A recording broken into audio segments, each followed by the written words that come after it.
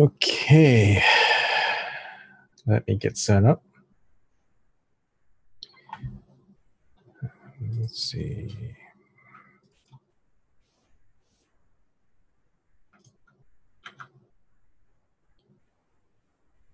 And I need that HD. Good. OBS. Okay, that looks all right. A little bit weird.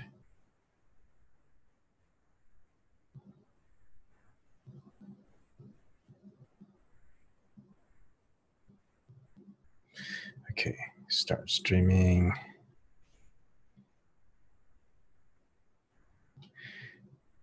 And let's see.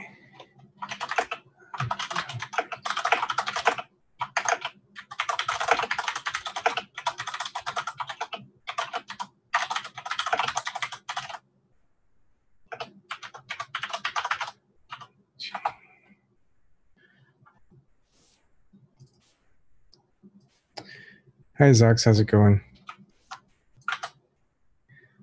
And let me figure things out.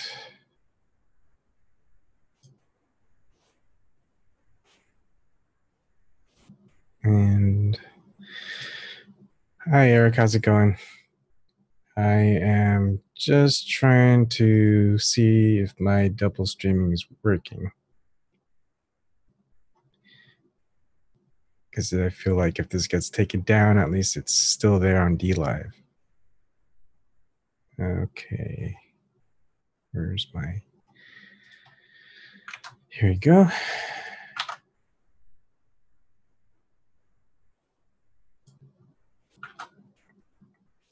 All right. Good. So what I'm going to do is let's see. One more thing. I'm sorry. I just see DLive.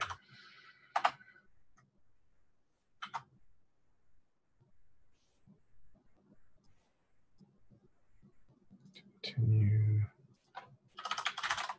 Oops. And Proton Mail. Oh, I should get rid of the join and participate. It's not yet. I will be doing a read through, which will be a very, very long read through. So just feel free to just chat if you've read it through in the live chat. I think once I'm done reading, at least people can see the entire thing as I'm going through, in case somehow Suzie Dawson's article gets taken down. At least we have a video of it that'll still be around. You never know. Okay. Let's see, just wanting to see one thing before I keep going.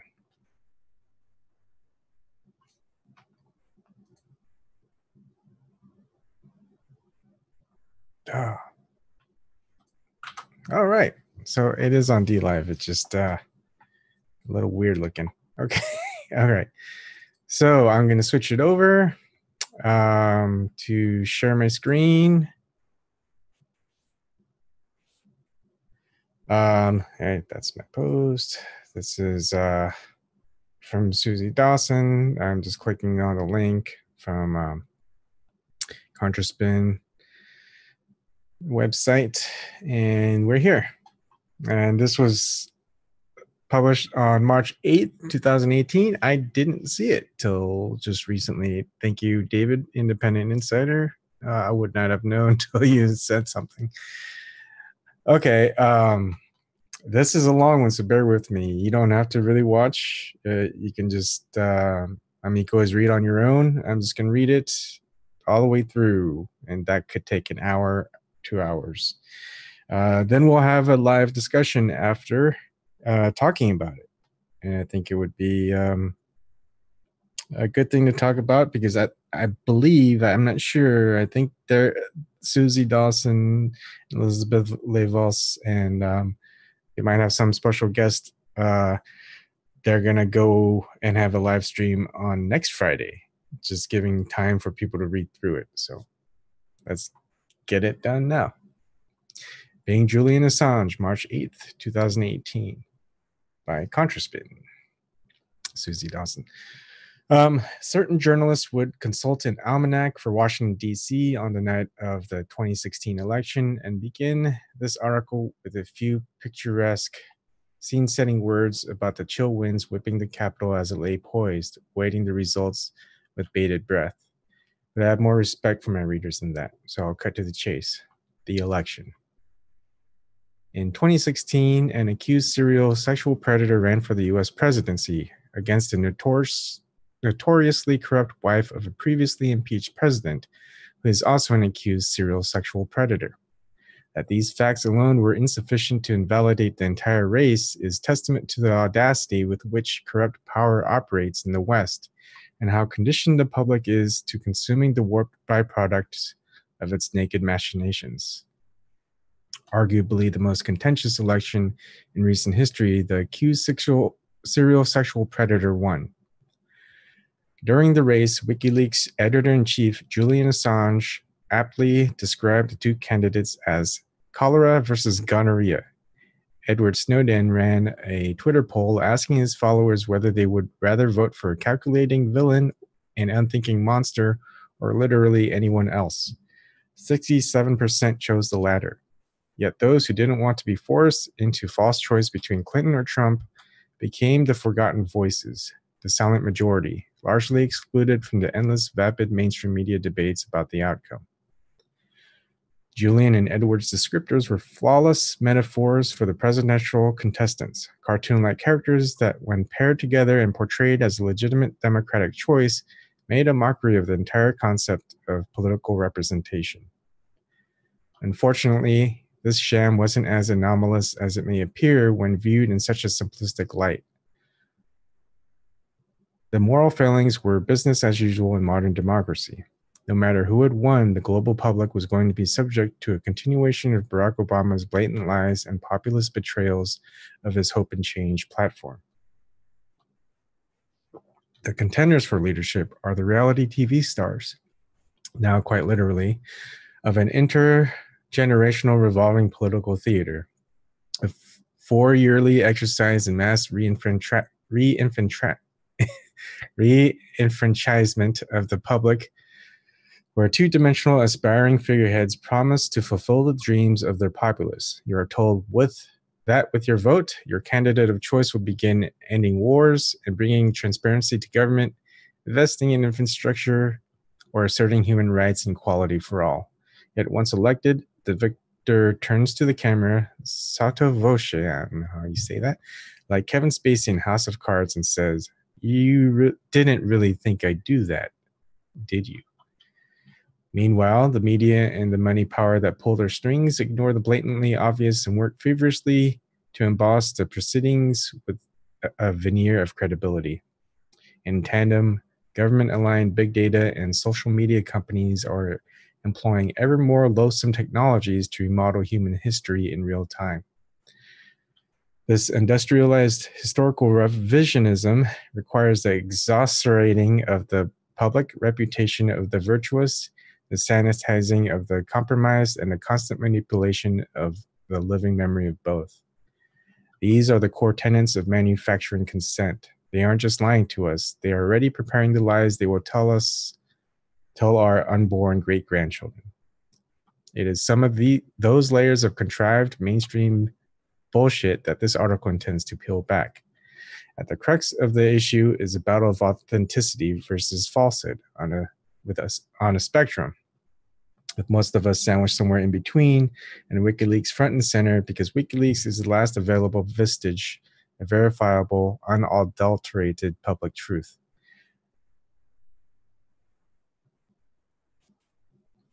Shoot, there we go. That is why they are hated by those who fear the revelations WikiLeaks facilitates, and why WikiLeaks' public reputation is desecrated every day.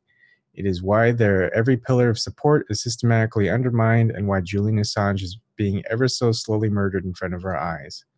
We, the people, are the last line of their defense. Part of protecting WikiLeaks and ultimately ourselves is to understand the relentless nature of the psyops employed against them, that the hardships inflicted upon them by the enemies of human progress are not just reputational or financial, but physical, that those waging this thankless war on truth on our behalf, this is a matter of life or death.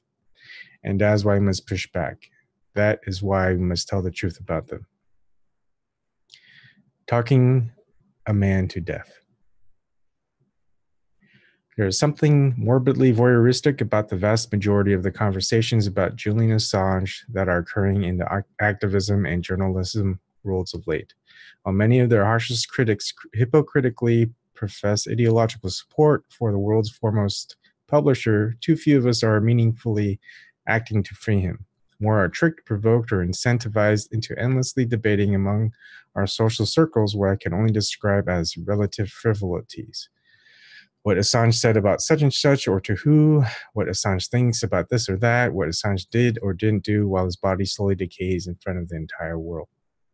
By design, these debates create social fissures and fracture points. They amount to both a distraction from the obvious urgency of addressing the larger circumstance of the seemingly inevitable decline and a delaying tactic, creating a pretext that prevents us from acting and serves to justify our inaction.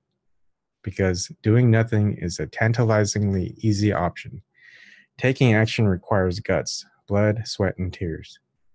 The lack of cohesive effort to pressure the great powers persecuting Julian coalesced with the absence of meaningful movement building to achieve it. The lack of unity of purpose to save the life of someone who has himself saved the lives of many others, including some we hold most dear, has us all staring into the abyss of the greatest moral failure of this generation.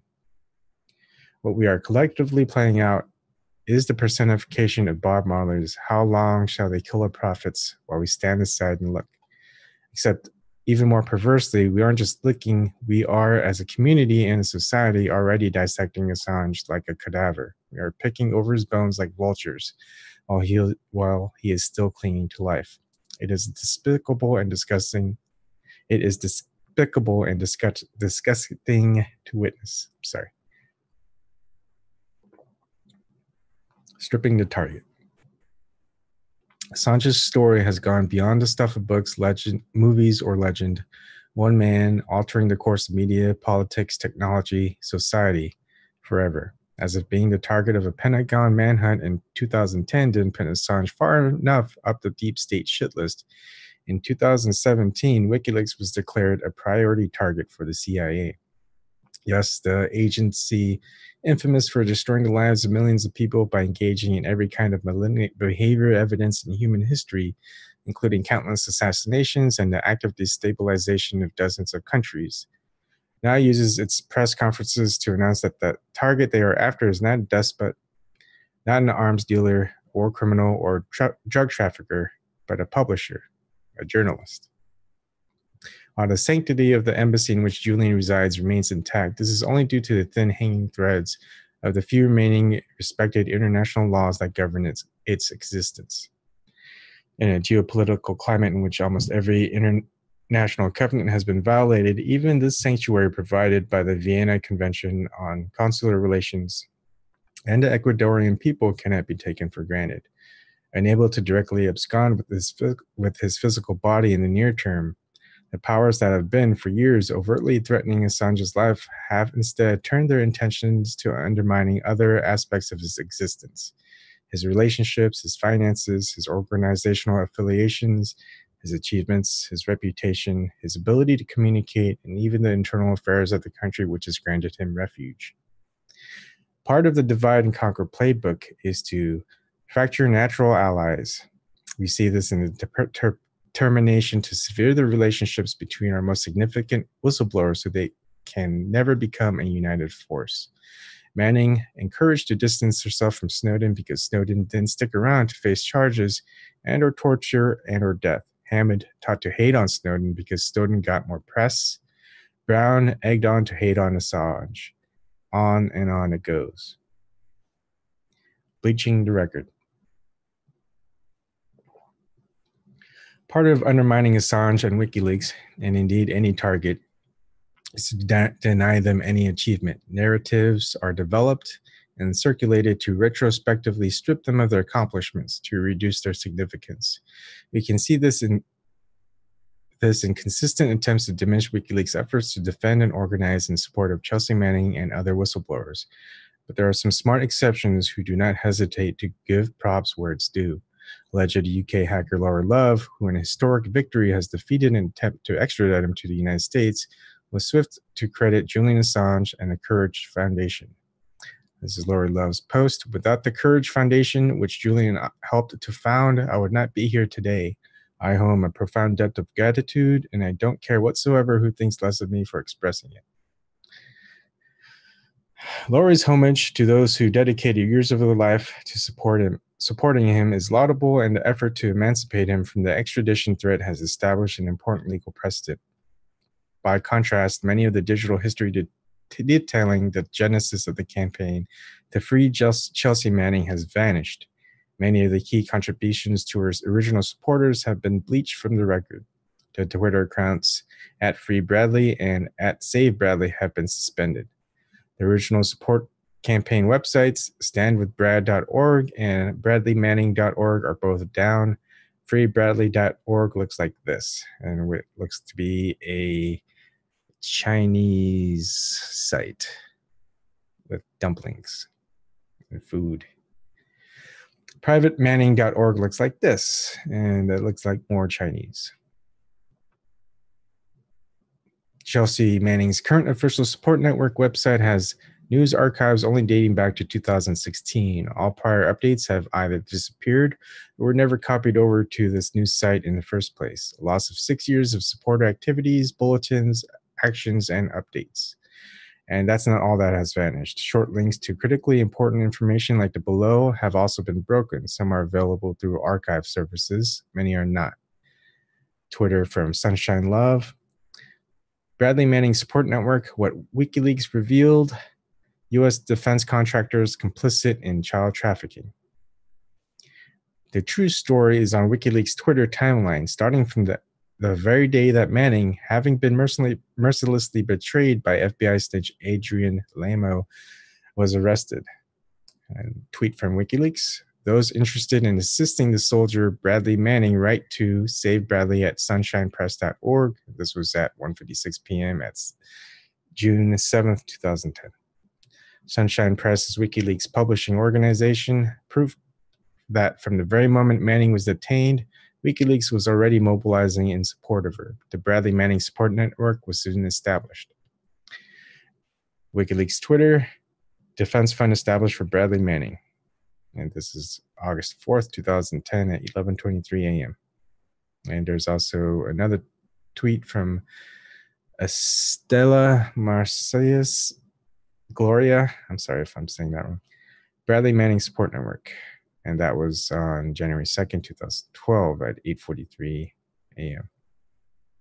Within days of her arrest, WikiLeaks had launched the first letter writing campaign in support of Manning while she was still in a cage in Kuwait. WikiLeaks tweet, you can write to this U.S. political prisoner held in a Kuwaiti jail, 22-year-old Bradley Manning, http bradleymanning.org, July 15th, 2010 at 10:20 a.m. Within less than a week of her arrest, WikiLeaks was already debunking mainstream smears of Manning. A WikiLeaks tweet, it is wrong to suggest Bradley Manning's alleged disclosures were driven by work issues, etc. That happened months earlier. This is on June 11th, 2010 at 2:30 a.m. WikiLeaks exceeded what could be expected of any publisher in its support for its beleaguered alleged source. Another tweet from WikiLeaks, be an army of one for Bradley Manning. That is on August 18th, 2010 at 2:46 a.m. Something I've yet to see anyone else piece together, even in the same week in late August 2010, that Julian Assange was in the midst of enduring his own lawfare attacks and ensuing public vilification. WikiLeaks was still relentlessly tweeting out support announcements for Manning. Another WikiLeaks tweet. Filmmaker Michael Moore to contribute to Bradley Manning Defense Fund. What about you? This is August 20th, 2010 at 8:01 a.m. corporate censorship of the support network kicked off early, with WikiLeaks reporting in September of 2010 that the 10,300-strong Facebook group for Manning supporters had been blocked by the social media company. Despite this, a mere 3 months after WikiLeaks' establishment of the support network, 20 cities were marching in solidarity with the whistleblower. And a WikiLeaks tweet says, more than 20 cities rallied for Bradley Manning. This is on September 24th, 2010 at 4:06 a.m. WikiLeaks' exemplary legal team spoke publicly in defense of Manning. Jen Robinson tweets, learn more and support the Bradley Manning Support Network. Truth is the foundation for democracy. BradleyManning.org. Learn more. This is on December 15th, 2011 at 10:41 a.m. And in a tweet from WikiLeaks, retweet at Occupy LSX, Michael Ratner at CCR Justice, speaking on hashtag Bradley Manning, GTMO, and NDAA at Tent City Uni tomorrow at 11 a.m. This is on January 11, 2012 at 5:15 p.m. If you thought PayPal and or Pierre Omidyar were evil for cutting off WikiLeaks' funding, you will be even more enraged to discover that they also subsequently cut funding for Manning's support network. WikiLeaks tweet, PayPal now cuts off Bradley Manning Defense Fund. This is in February 24th, 2011 at 9:37 a.m. 3 weeks after WikiLeaks had been coordinating calls to the White House to free Manning, WikiLeaks tweets, call the White House, Bradley Manning National Calling Day today.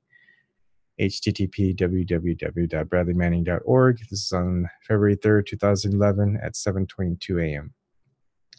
Manning's lawyer complained that she was not being treated like other prisoners. WikiLeaks tweeted, Bradley Manning is not being treated like every other detainee-lawyer. This is on January 26, 2011 at 9:20 p.m. The special treatment of Manning by the authorities eerily foreshadows the case of Julian Assange. Years later, it would be revealed in emails of UK prosecutors obtained by the FOIA requests of Italian journalist Stefania Marizzi that they told their Swedish counterparts, please do not think that the case is being dealt with as just another extradition request. Meanwhile, The Guardian was busy incriminating Manning long before the trial. Their justification for doing so was the prior betrayal of Manning's confidence by FBI informant Adrian Lamo. WikiLeaks tweets, The Guardian falsely incriminate Bradley Manning, http wlcentral.org/no/1138. This is on January 30th, 2011 at 6:32 p.m. Another WikiLeaks tweet, here's The Guardian's extraordinary attempt to justify through lies revealing Bradley Manning as their source. This is on August 31st, 2011 at 9:09 p.m. Once WikiLeaks began pushing the hashtag FreeBrad hashtag, it soon spiraled into countless thousands of tweets. It took me several hours just to read through the 2011 through 2013 history of the hashtag. The sheer volume of content is overwhelming. The WikiLeaks tweet says, please use hashtag FreeBrad for Bradley Manning actions. BradleyManning.org/category/events. This is on June 26, 2011 at 4:18 a.m. Shortly thereafter, Manning was nominated for the Nobel Peace Prize. WikiLeaks ingeniously kept her in the public consciousness by tallying every single day that she was spending in pretrial detention. WikiLeaks tweet, Nobel Peace Prize nominees Bradley Manning and Assange, 500 and 304 days in pre-trial detention. At WikiLeaks, 314 days of financial blockade. This is on October 7th, 2011 at 10:36 a.m. And a tweet by Australian Fowl. Hashtag Assange, 596 days detained, no charge. 36 days at the Ecuadorian embassy. Hashtag Manning, 793 days in jail, no trial. Hashtag Stanford JA and hashtag FreeBrad. This is on July 25th, 2012 at 7:36 a.m. WikiLeaks never misses a chance to achieve an ironic victory. By the end of 2012, they were encouraging people to vote for Manning to become the Guardian's Person of the Year. Sure enough, they were able to raise enough support for her, and she won. WikiLeaks tweets. This day in WikiLeaks, 8 December, Bradley Manning is Guardian's Person of the Year. New York Times finally reports on his hearings. This is on December 8th, 2012 at 4:15 p.m. By mid-2012, the support network was petitioning Obama directly. A tweet from hashtag Occupy Courtroom. Petition to President Obama from campaign volunteers. Free hashtag Bradley Manning. Hashtag Free Brad. Hashtag Whistleblower. This is on July 30th, 2012 at 1 p.m. Many of the citizen heroes, journalists, and NGOs who provided critical support to Manning in these early days have been conveniently forgotten. But in particular, the Twitter history shows that Fire Dog Lake editor Jane Hampshire, reporter Kevin Gozdola, and a host of WikiLeaks satellite volunteers and supporters went above and beyond year in and year out in support of Manning. Tweet by Kevin Gozdola. Press has no access to court records, and we work furiously to get everything down accurately so public can know what was said. Hashtag Manning. And the CCR replying to Kevin Gozdola, great job at K. Gozdola. Your work on this has been invaluable. Hoping a CAAF will ensure access to records soon. Hashtag Free Brad. Hashtag Manning. This is on November 30th, 2012 at 11:50 a.m. Additionally of note was a continual flow of slick infographics and memes from pro-WikiLeaks designer Somerset Bean right up to the present day. By January 2013, things were taking a sinister turn. While the support network was collectively investing themselves in this noble cause, the FBI were predictably undermining them at every opportunity. A tweet by live.matthew.evil. At US Day of Rage, FBI has an active file on the Bradley Manning support network. This is on January 21st, 2013 at 11:48 p.m. However, by February, the rising cacophony of support for Manning, directly attributable to the efforts of the network originally coordinated by WikiLeaks, had grown too loud to be ignored. A WikiLeaks tweet. This weekend, events in 60-plus cities worldwide protesting Bradley Manning's 1,000th day imprisoned without trial. This is on February 22nd, 2013 at 12:39 a.m. In April the same year, Manning was again up for the Nobel Peace Prize, this time nominated by 36,000 supporters. WikiLeaks tweet, 36,000 people demand Nobel Peace Prize for Bradley Manning and trial not even started yet. This is on April 3rd, 2013, 6:45 a.m. Devastatingly, on July 30th, 2013, Manning was convicted on 20 counts regardless. And WikiLeaks tweets, this day in hashtag WikiLeaks, Bradley, hashtag Manning, convicted on 20 counts, 6 of espionage, faces 136 years. Press org responds. This is on July 30th, 2013 at 4:21 p.m. In total, the WikiLeaks main Twitter account sent over 800 tweets in support of Chelsea Manning between the date of her arrest in 2010 and the date of her conviction in 2013. The account only includes tweets containing the search term of the name by which she was known at the time and only until the conclusion of her trial. References to her as PFC or similar were not included in the search and thus the calculation of the total. There have been countless hundreds of further supportive tweets by WikiLeaks since. From what mainstream publication could we expect such a level of dedicated and consistent support for its sources? WikiLeaks' efforts to free Manning, a source it had not burned, are unprecedented in modern media history, yet this is seldom if ever recognized. In a quasi-conclusion to his recent hit piece on WikiLeaks, The Intercept's Micah Lee, ex-Electronic Frontier Foundation, currently with the Freedom of the Press Foundation, endeavored to further distance Manning from WikiLeaks by hammering home the oft-touted quote that Manning had preferred to leak to the New York Times or the Washington Post rather than to WikiLeaks. Neither mainstream media outlet had responded to her attempts to make contact with them. However, it is highly dubious as to whether either of those organizations, even had they replied would have achieved the level and reach and global impact for Manning's leaks that WikiLeaks did. It is equally doubtful that they would have gone out on such a limb to try to limit the damage wreaked upon Manning by the traitorous Lamo. Nor is it likely mainstream media outlets would have committed themselves and their financial resources to a multi-year campaign to build public support for the whistleblower. Likely as not, she would have been left to rot in that cage in Q8. But WikiLeaks' relationship with Manning and her supporters is not the only legacy to be actively suppressed by Lee and affiliates. The mic drop. The attempts to posthumously divorce the highly skilled developer Aaron Swartz and his now known as Secure Drop project from Assange has been an extremely public one.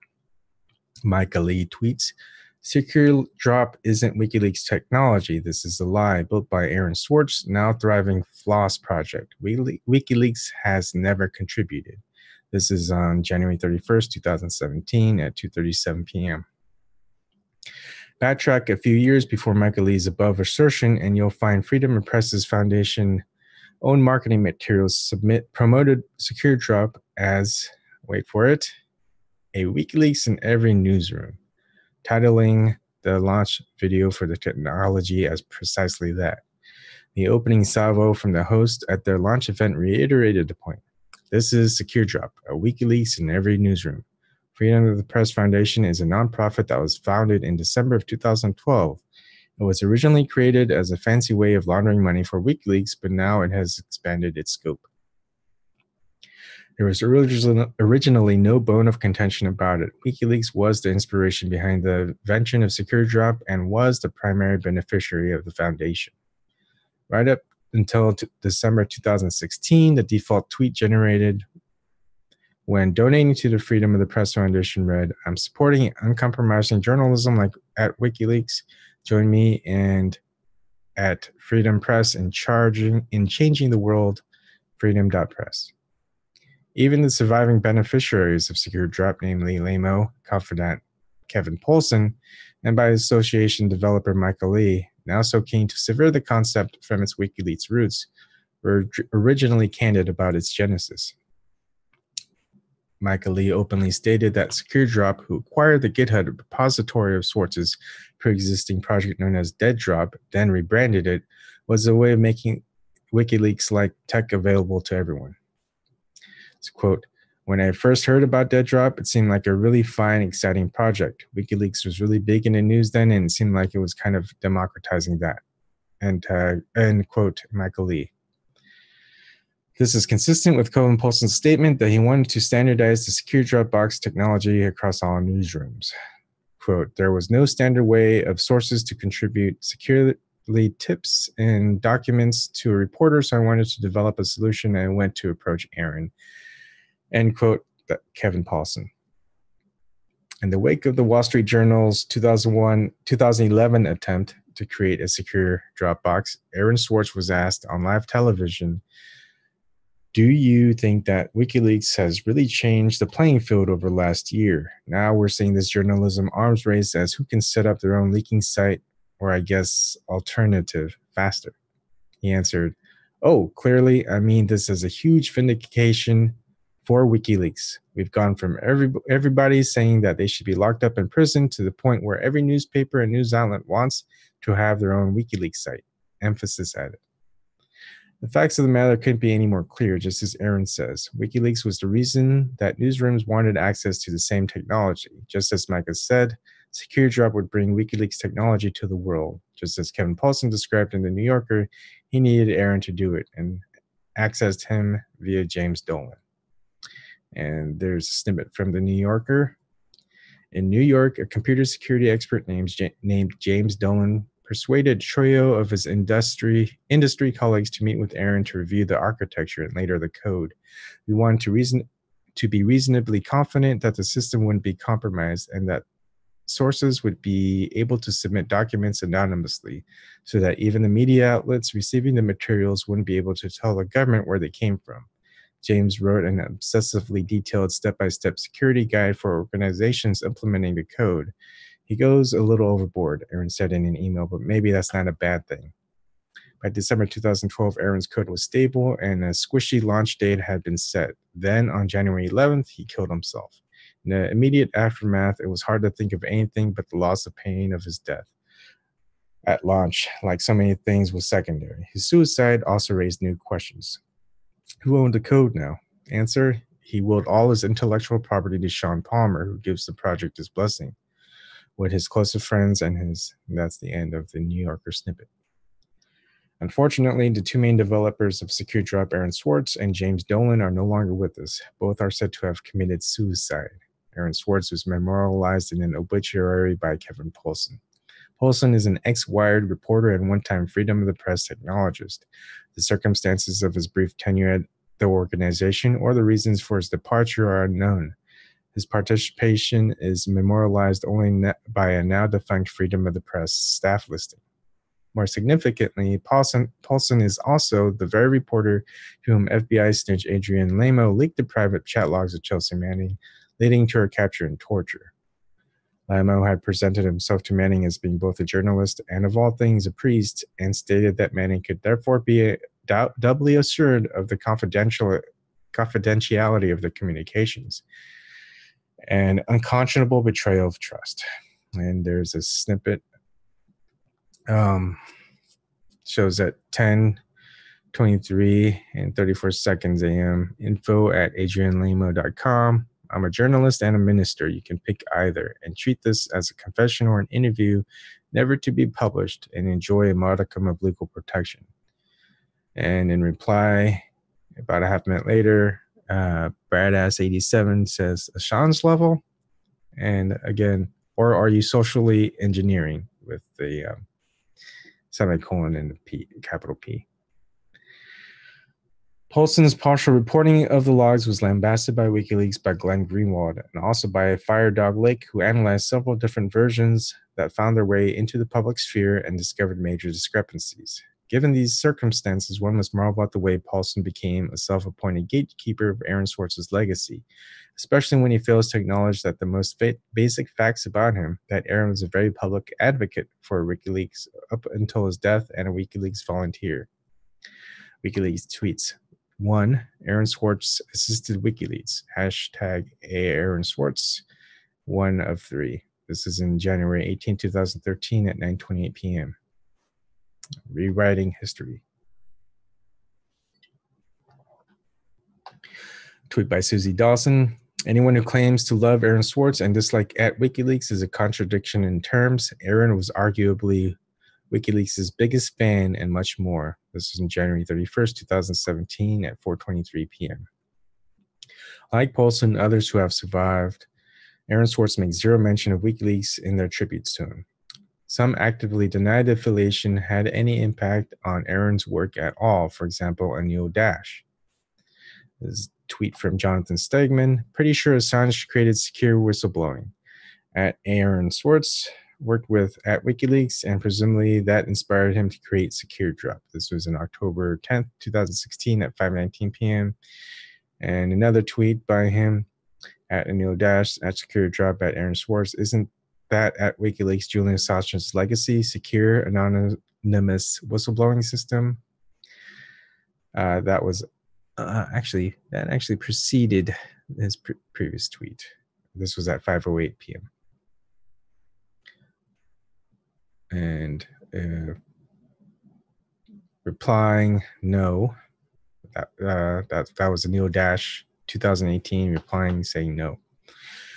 Those who put two and two together are swiftly directed towards Poulsen's beautiful obituary on Aaron, which, regardless of merit, has come to serve as an official history. Nathan Toby tweets on January 12, 2013, retweet @Danger Room, go read @K. Poulsen's beautiful obit for programmer @Aaron Swartz, wire.com. Noah Shackman, January 12, 2013. Again, go read @K. Poulsen's beautiful obit for programmer @Aaron Swartz, wire.com. And a tweet by Kevin Poulsen on October 31st, 2012, replying to @Aaron Swartz, @Aaron Swartz, you made that up. And another tweet on February 28, 2011, applying to Aaron Swartz. At Aaron Swartz, if you specify Max by name, you might hit Privacy Act issues.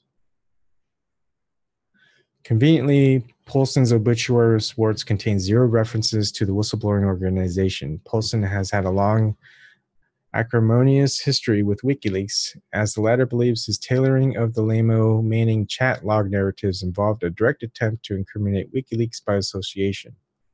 Nor is there any mention of WikiLeaks in Cory Doctorow's Boing Boing art obituary of Swartz. The Guardian's obituary also omits the WikiLeaks connection, likewise does Times magazines. Ditto the LA Times, the Boston Globe, the Economist, the Telegraph, and the New York Times.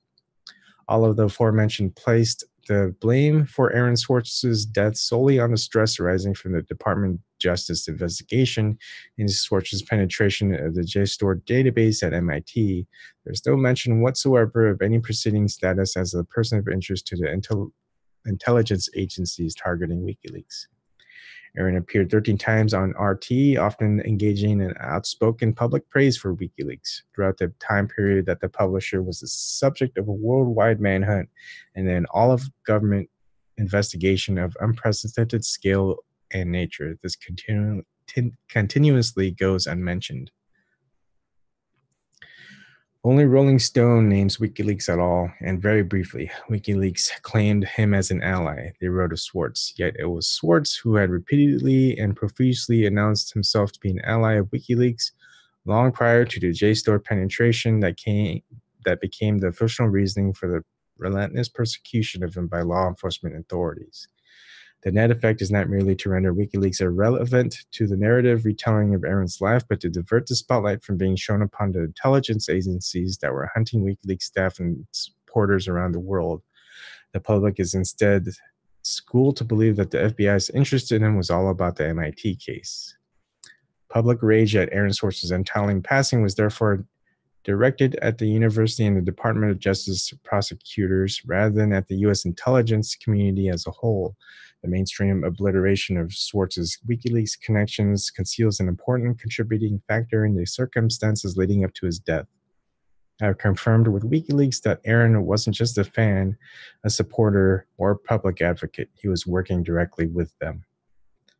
But I already knew this because the insights gained from yet another WikiLeaks volunteer, the significance of whose work and legacy is also being expunged from the public record in this instance while he is still alive. Jacob Applebaum. The Forgotten History.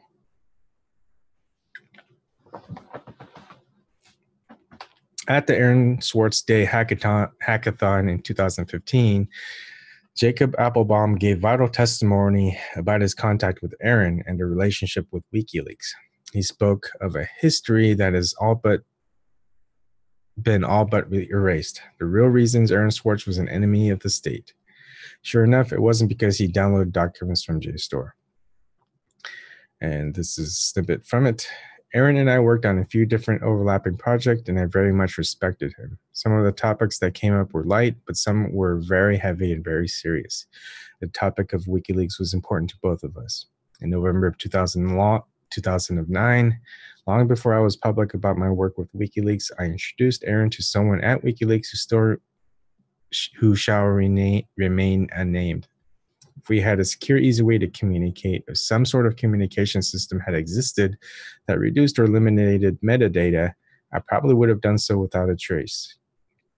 But we didn't. You're not the first to know. The FBI and the NSA already know.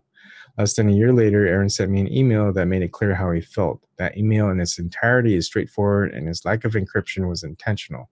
On July 10th, 2010, he wrote, "Just FYI, let me know if there's anything ever that I can do for WikiLeaks." Did that email cast Aaron as an enemy of the state? Did Aaron worry? 2010 was an extremely rough year. The U.S. government against everyone. The investigation of everyone associated with WikiLeaks stepped up. So many people in Boston were targeted that it was effectively impossible to find a lawyer without a conflict. Everyone was scared. A cold wave passed over everything and was followed by hardened hearts for many. The sense of paranoia was overwhelming but prudent. Overbearing feeling of coming oppression was crushing. All of us felt that our days were numbered in some sense. grand juries, looming indictments, threats, political blacklisting. None of us felt free to speak to one another about anything. Shortly after Aaron was found, WikiLeaks disclosed 3 facts. Aaron assisted WikiLeaks. Aaron communicated with Julian and others during 2010 and 2011, and Aaron may have been a source. I do not believe that these issues are unrelated to Aaron's persecution, and it's clear that the heavy-handed U.S. prosecution pushed Aaron to take his own life. How sad that he was abandoned by so many in his time of need. Is it really the case that there was no link? Is it really the case that the U.S. prosecutors went after Aaron so harshly because of a couple of Python scripts and some PDFs? No, clearly not. When we learn more details about the U.S. prosecutors, we learned that they considered Aaron a dangerous radical for unspecified reasons. Jacob Appelbaum. As well as the key revelation that Aaron offered his services to WikiLeaks a mere 1 month prior to the commencement of the DoD manhunt, Jacob makes some other very important points. Firstly, when considering all of this forgotten history, may it be demanding support Aaron's work for WikiLeaks being the inspiration for Secure Drop, Julian Assange having been involved in founding the Freedom of the Press Foundation, another fact denied by Michael Lee, or other related factors, one must understand that the FBI, the CIA, and the NSA know full well the significance of WikiLeaks, their true legacy, and their very real accomplishments. That's why WikiLeaks and anyone associated with them are targeted. That is why the truth is obscured or outright expunged. The public are subjected to this whitewashed historical record to prevent them from discovering the full extent to which WikiLeaks deserves our praise and support. The true historical record exists within the database of the intelligence agencies and is hoarded by the elite, who then seek to manufacture a new public reality. Fast forward to the same Aaron Swartz Day event in 2017 and confirmed NSA X-Keys score and FBI target Jacob Appelbaum does not appear. He is now persona non grata, excommunicated from the activism community after being the subject of a sexual assault scandal that is eerily reminiscent of the accusations made against Julian Assange. Subverting the legacy.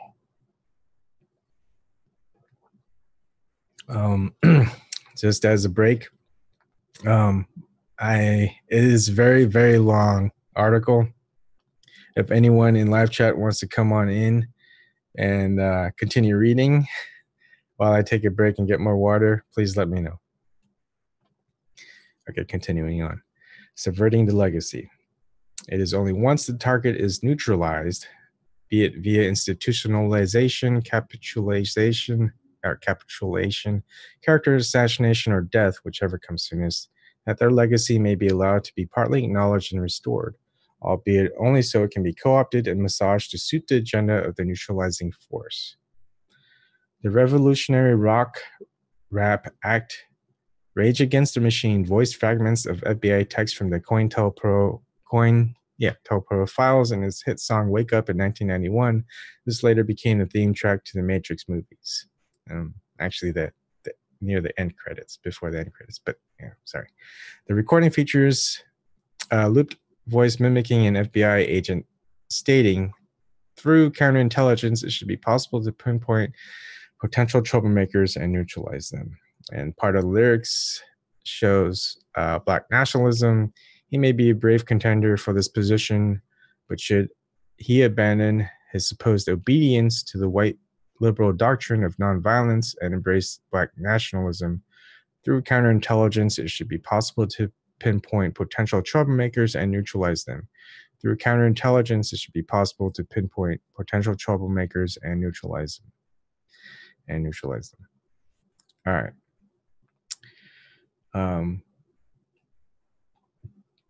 Quick pause. So Fly said he'd be in a moment, and I'm going to go ahead and give him the link to join.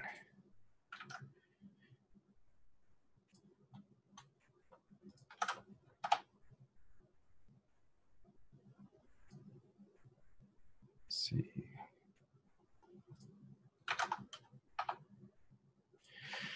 Okay, sorry. Here we go.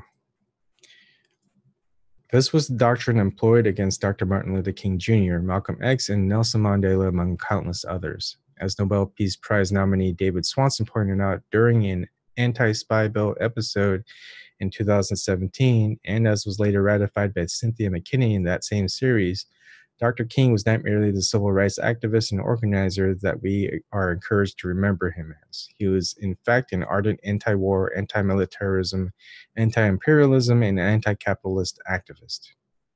By acknowledging only one component of his work and instituting a national holiday to celebrate that limited aspect, his memory has been both sanitized and co-opted by the establishment.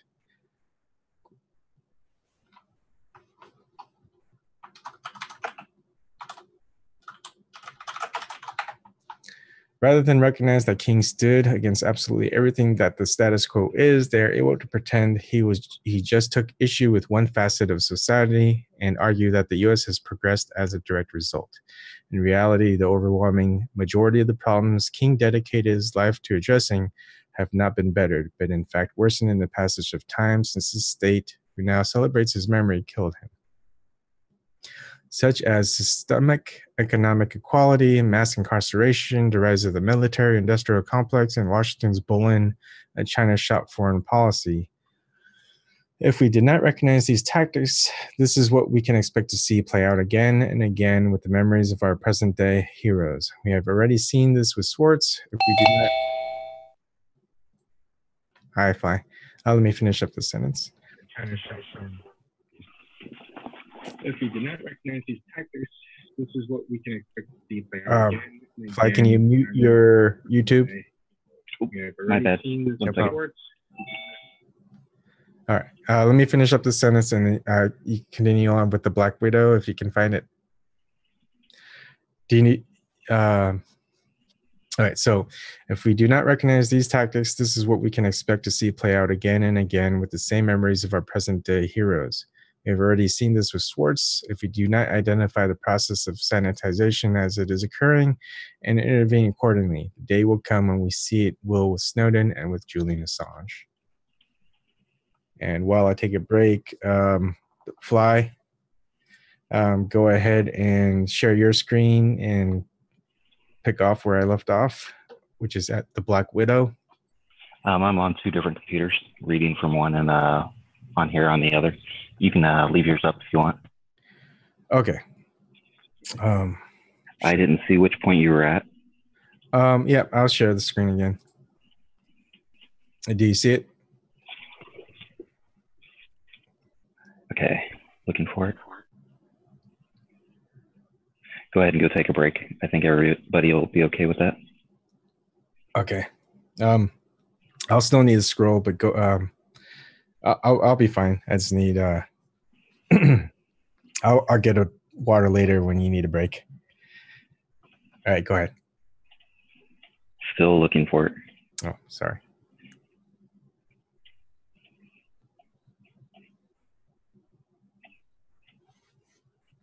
Sorry, everybody. We'll be there in just a second. I should have brought a gallon of water with me. Okay, I found it. You got to the Black Widow? Yes. Excuse me. All right, go ahead. It didn't take much digging to find the connections between the self-appointed gatekeepers of Aaron Swartz's legacy and the agenda to divorce it from WikiLeaks. The agenda aligns with the priority task of denying WikiLeaks the inspiration of Secure Drop. Meet Quinn Norton, Aaron's longtime ex-partner. Quinn is a journalist and also authored her own take on Aaron's death. Quinn has tweeted about WikiLeaks approximately 140 times, about 65 of which were derogatory in nature. She's named Julian Assange 40 times in her tweets, about 22 of which were also derogatory. Despite the secretive nature of Aaron and WikiLeaks' work, Quinn has postured herself as an eyewitness due to her proximity to Aaron.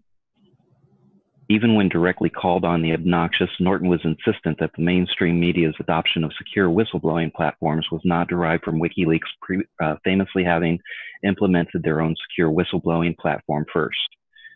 One might assume that she was simply guarding the legacy from Swartz, not wanting to detract from his memory or deny him full credit for his work on Secure Drop.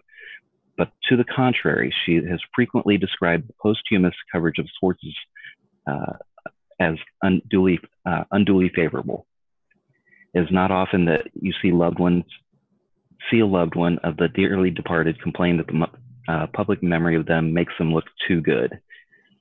She complained bitterly of Aaron having been raised up as an icon by the InfoSec community. As quoted earlier in this article, Jacob Applebaum suggested that Aaron Swartz was not only WikiLeaks volunteer and advocate, but a source. Others have also suggested this in the past, and that possibility has been acknowledged by WikiLeaks themselves, that his submission were done in such a way that he could not be identified as the source, but given the nature of what was leaked and his closeness to the organization, it cannot be ruled out. Quinn, however, is adamant that despite Aaron's life work being in support of the public's right to know, that he was not a whistleblower. In the heat of WikiLeaks' organizing effort of the Manning Support Network, Quinn was being utilized in the effort to rehabilitate FBI snitch Adrian Lamo's image within the activism community. The core of her interview with the informant Adrian Lamo contained a claim by Lamo that Polson cherry-picked the Manning chat logs in order to protect Manning.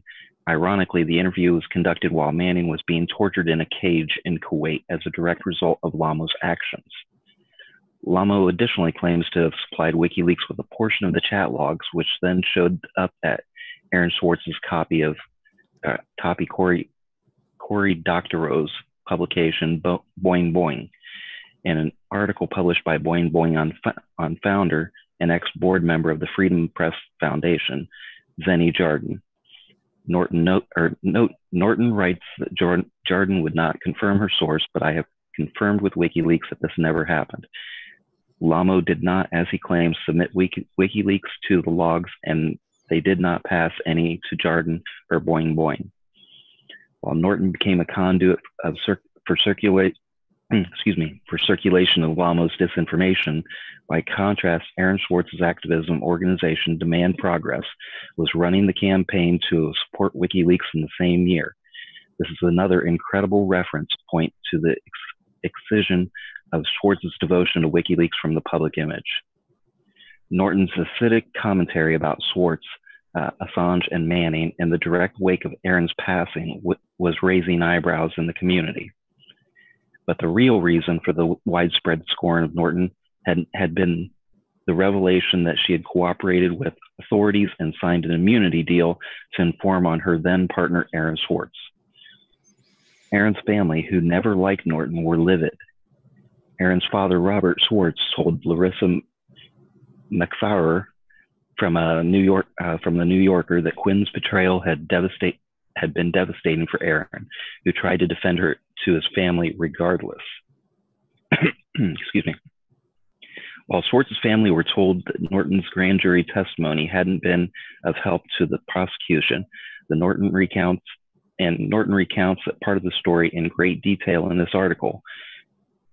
She also admits how damaging her prior cooperation with the prosecutor had been to Swartz.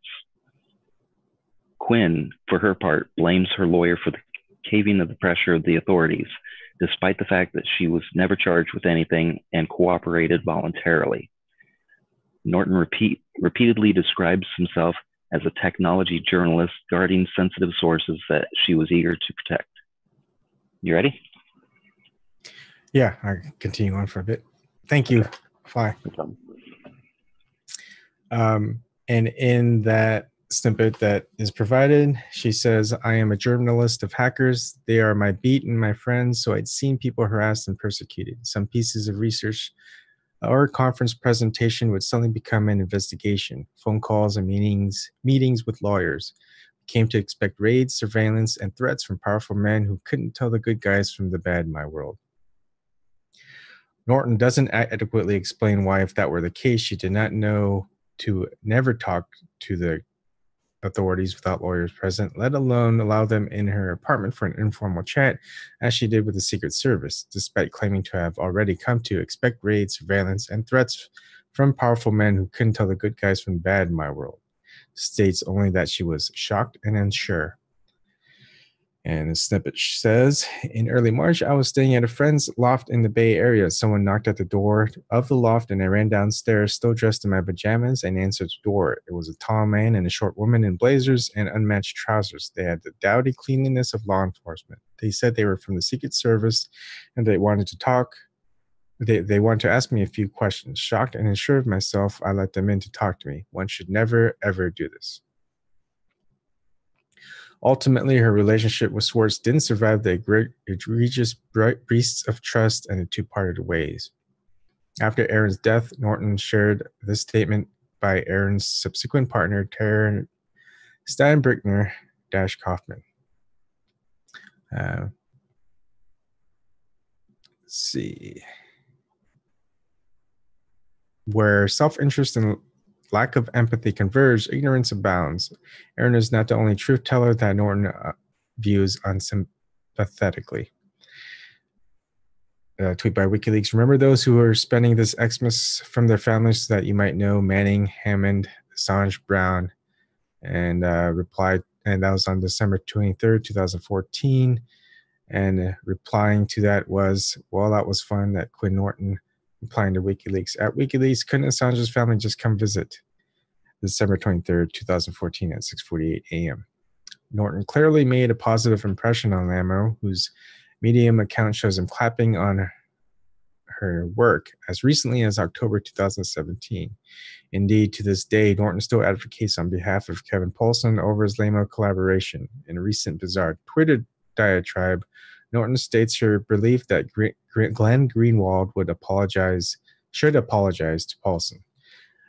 Glenn had publicly sought to hold Wired to account over the filleted Manning chat logs. But why would Poulsen be owed an apology? Greenwald's sleuthing had long since confirmed that substantial portions of the logs withheld by Poulsen and Wired contained vital context and information about what actually happened.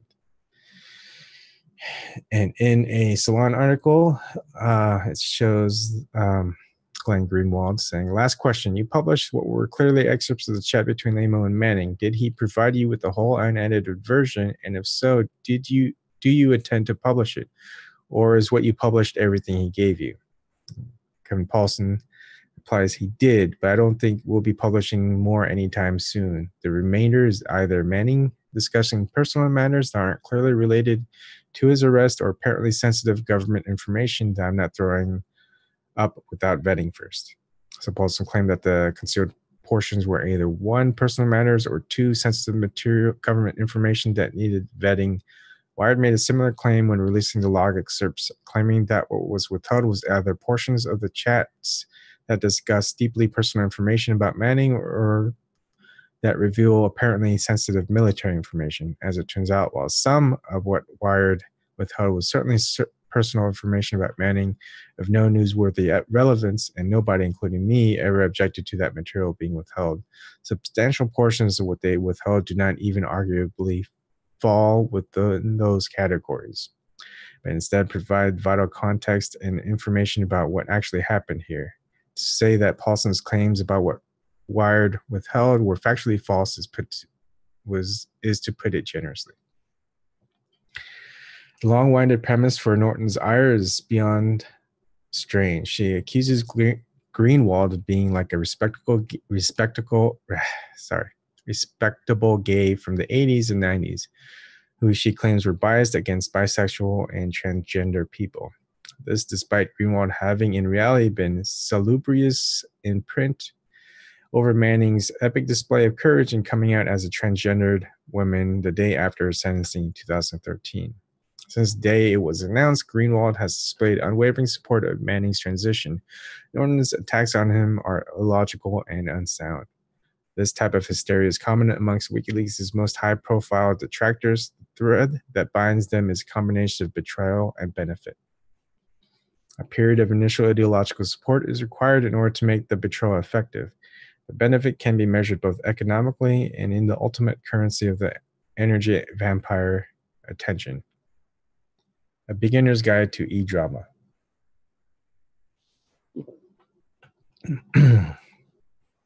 More than ever. You want me to take over? Sure.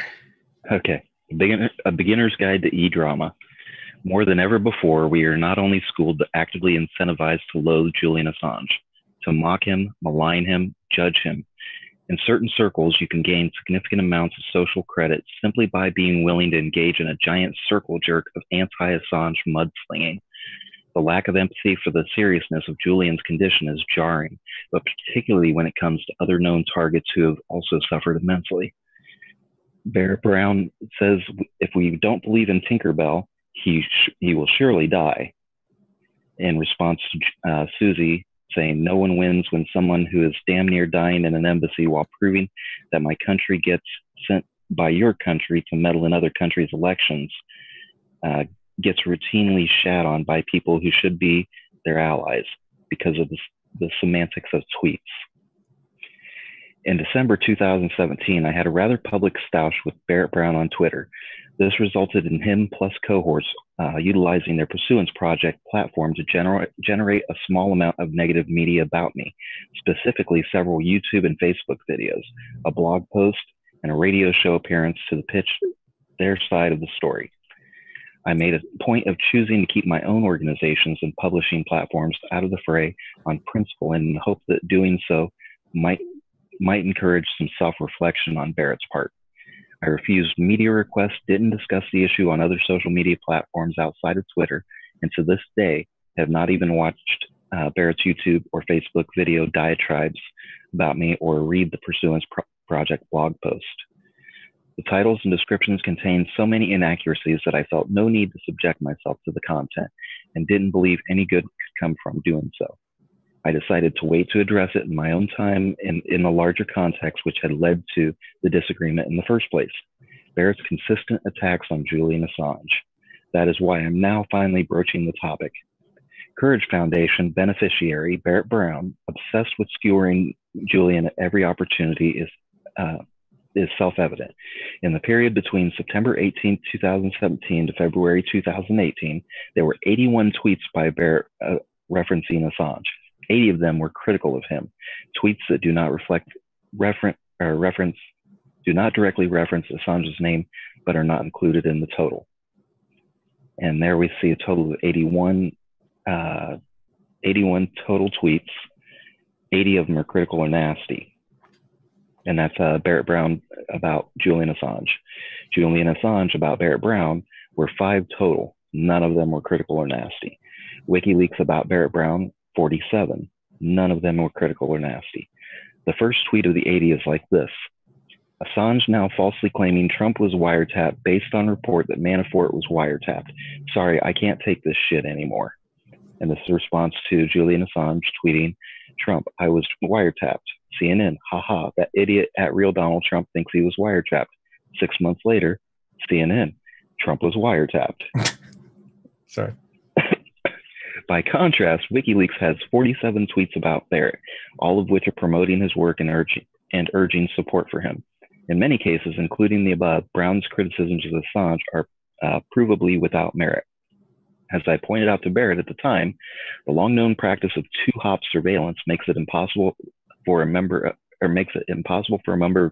of Trump's administration to be targeted without Trump being caught in the dragnet by default. And here's a tweet from Suzie that says, and the idea that spying on Manafort isn't spying on Trump is patently ridiculous because we know from Clapper's testimony to Congress and Snowden's revelations that everyone within 2 hops of a target is collected on.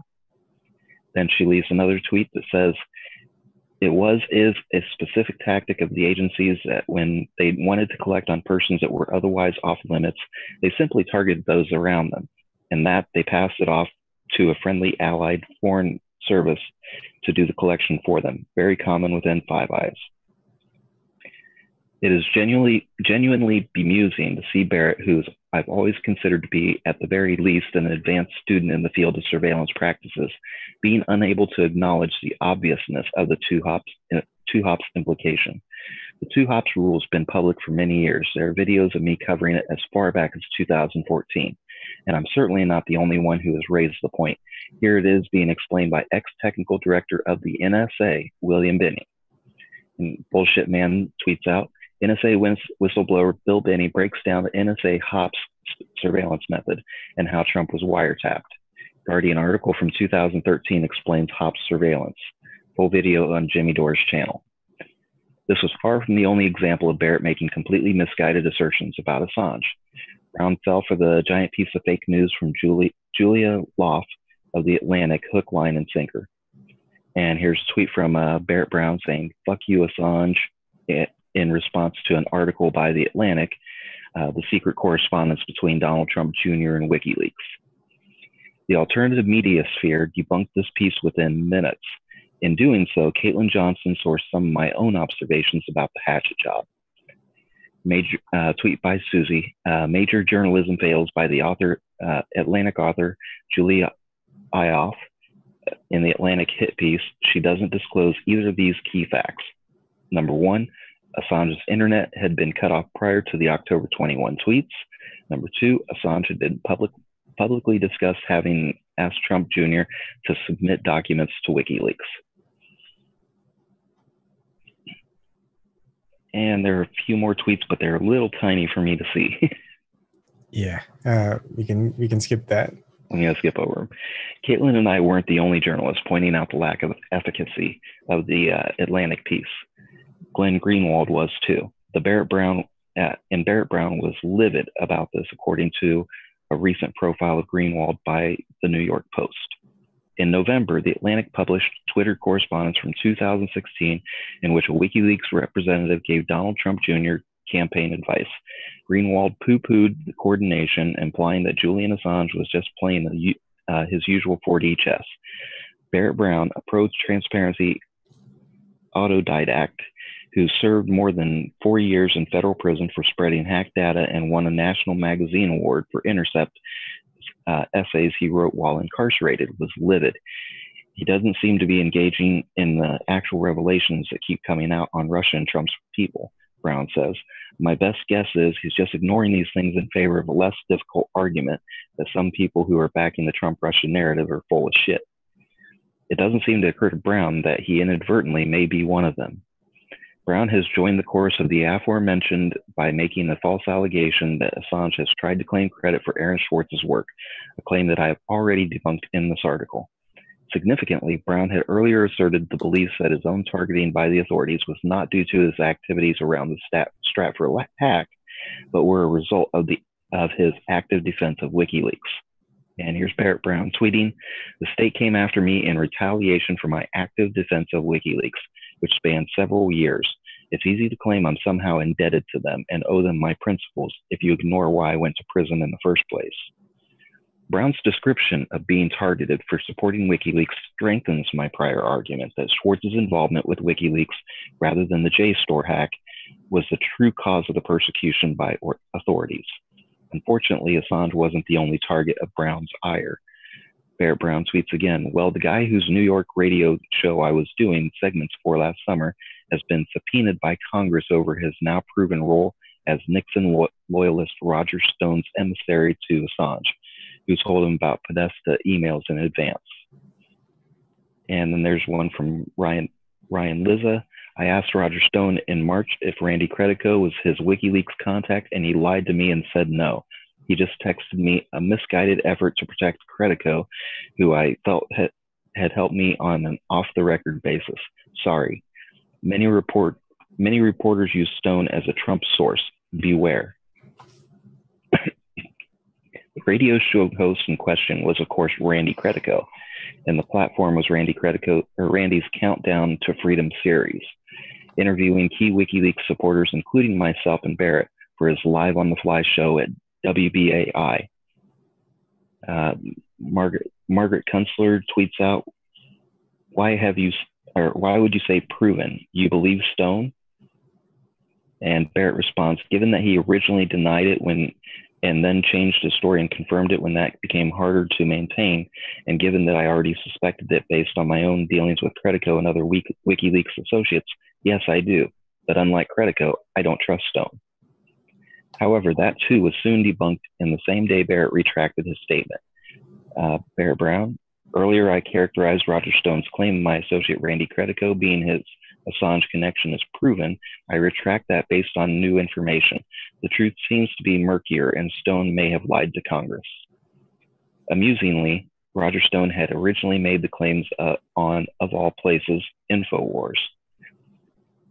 Suzie tweets out, just in case you needed a good laugh today, here's the proof that the feds watch Alex Jones. You rock, Credico 2016. Barrett's tweets were accompanied by multiple video monologues about Assange, a pattern that he would later follow in his derision of me, posting to Barrett's Facebook account. It is notable that Assange never replied in kind to Brown on either platform or returned his hostility. The only instance of Assange mentioning anything even vaguely critical of Barrett at all was the below tweet about my unceremonious exclusion from the Pursuance Project for defending Julian. And here's where Julian says, let me get this straight. The Pursuance Project, supposedly designed for censorship resistance and to check abuses of power, unilaterally censored out of existence the head of the New Zealand Internet Party because on an entirely different platform, Twitter, she defended my rights. For this single tweeted question about the situation, Julian was pronounced by Brown to have libeled the Pursuance Project. A further Facebook video rant by Barrett ensued, and some more angry tweets. Barrett tweets out about his Facebook post or YouTube video. Ironically, in the video description, Brown claims the root of the issue was me calling our lead developer menacing for having asked a question on Twitter. What was left out by Brown in his diminutive description of the scenario was that the question, falsely implied as a singular occurrence, was asked at the tail end of a slew of tweets from said developer Steve Phillips. In reality, the berating of me came on the back of months' worth of character assassination on Assange, stemming from both Brown and Phillips, and seated within the embryonic Pursuance Project. Julian's inquiry about the E-drama was restrained and moderate. Single question on Twitter, but it set others flurry as a pursuance coordinator. Raymond Johansson appealed to me to calm things down. And Raymond says in a tweet, don't go jumping to conclusions now, Julian. Suzie 3D, will you please not let this go the crooked way? And Suzie responds back, Ray, I was literally asleep when these hundreds of notifications happen. I can't control how people react to what has occurred, and most of the negative attention has resulted from Barrett and Steve's multi-platform agitprop campaign against me. I haven't even spoken outside of Twitter. Intellectual honesty. You got me to take over? That was a long one. Go ahead. All right. Thanks again, Fly. No problem. Intellectual honesty.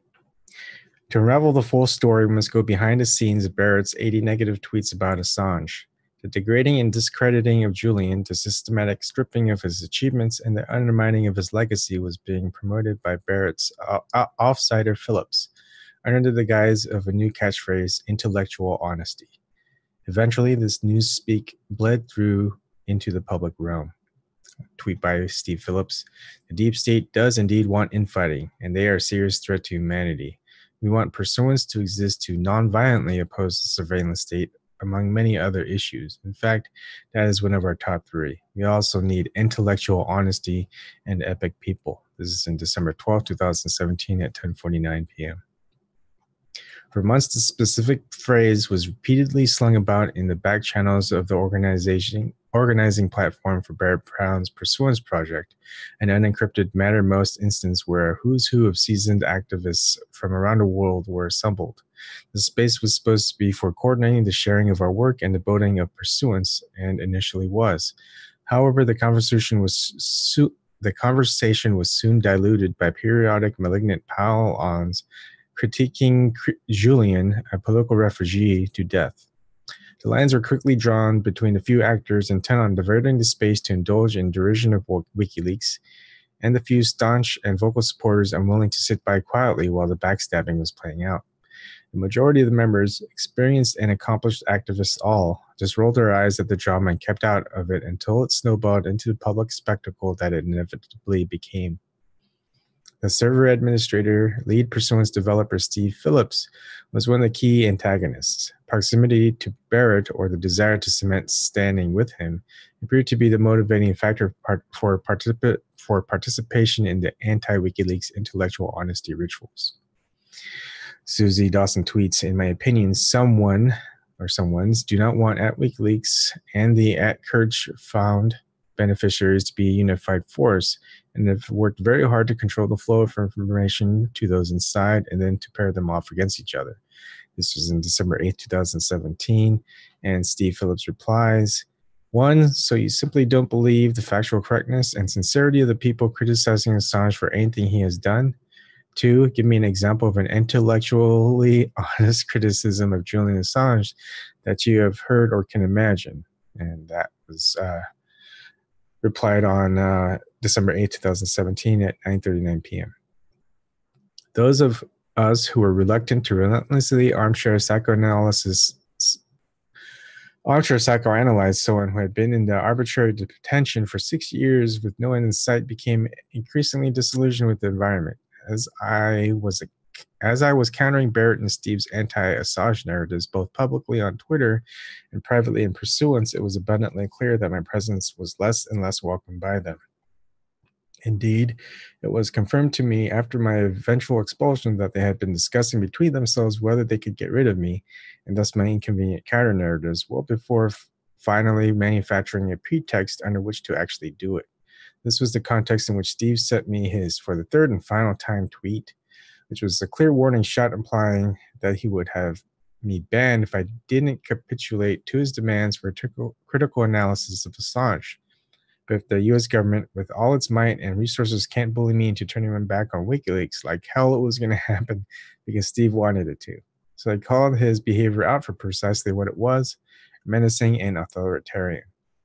Suzie D tweets, P.S. Speaking to a woman like this comes off as really authoritarian, menacing, self-aggrandizing, arrogant. I hereby ask you a third and final time, and let's see if you can.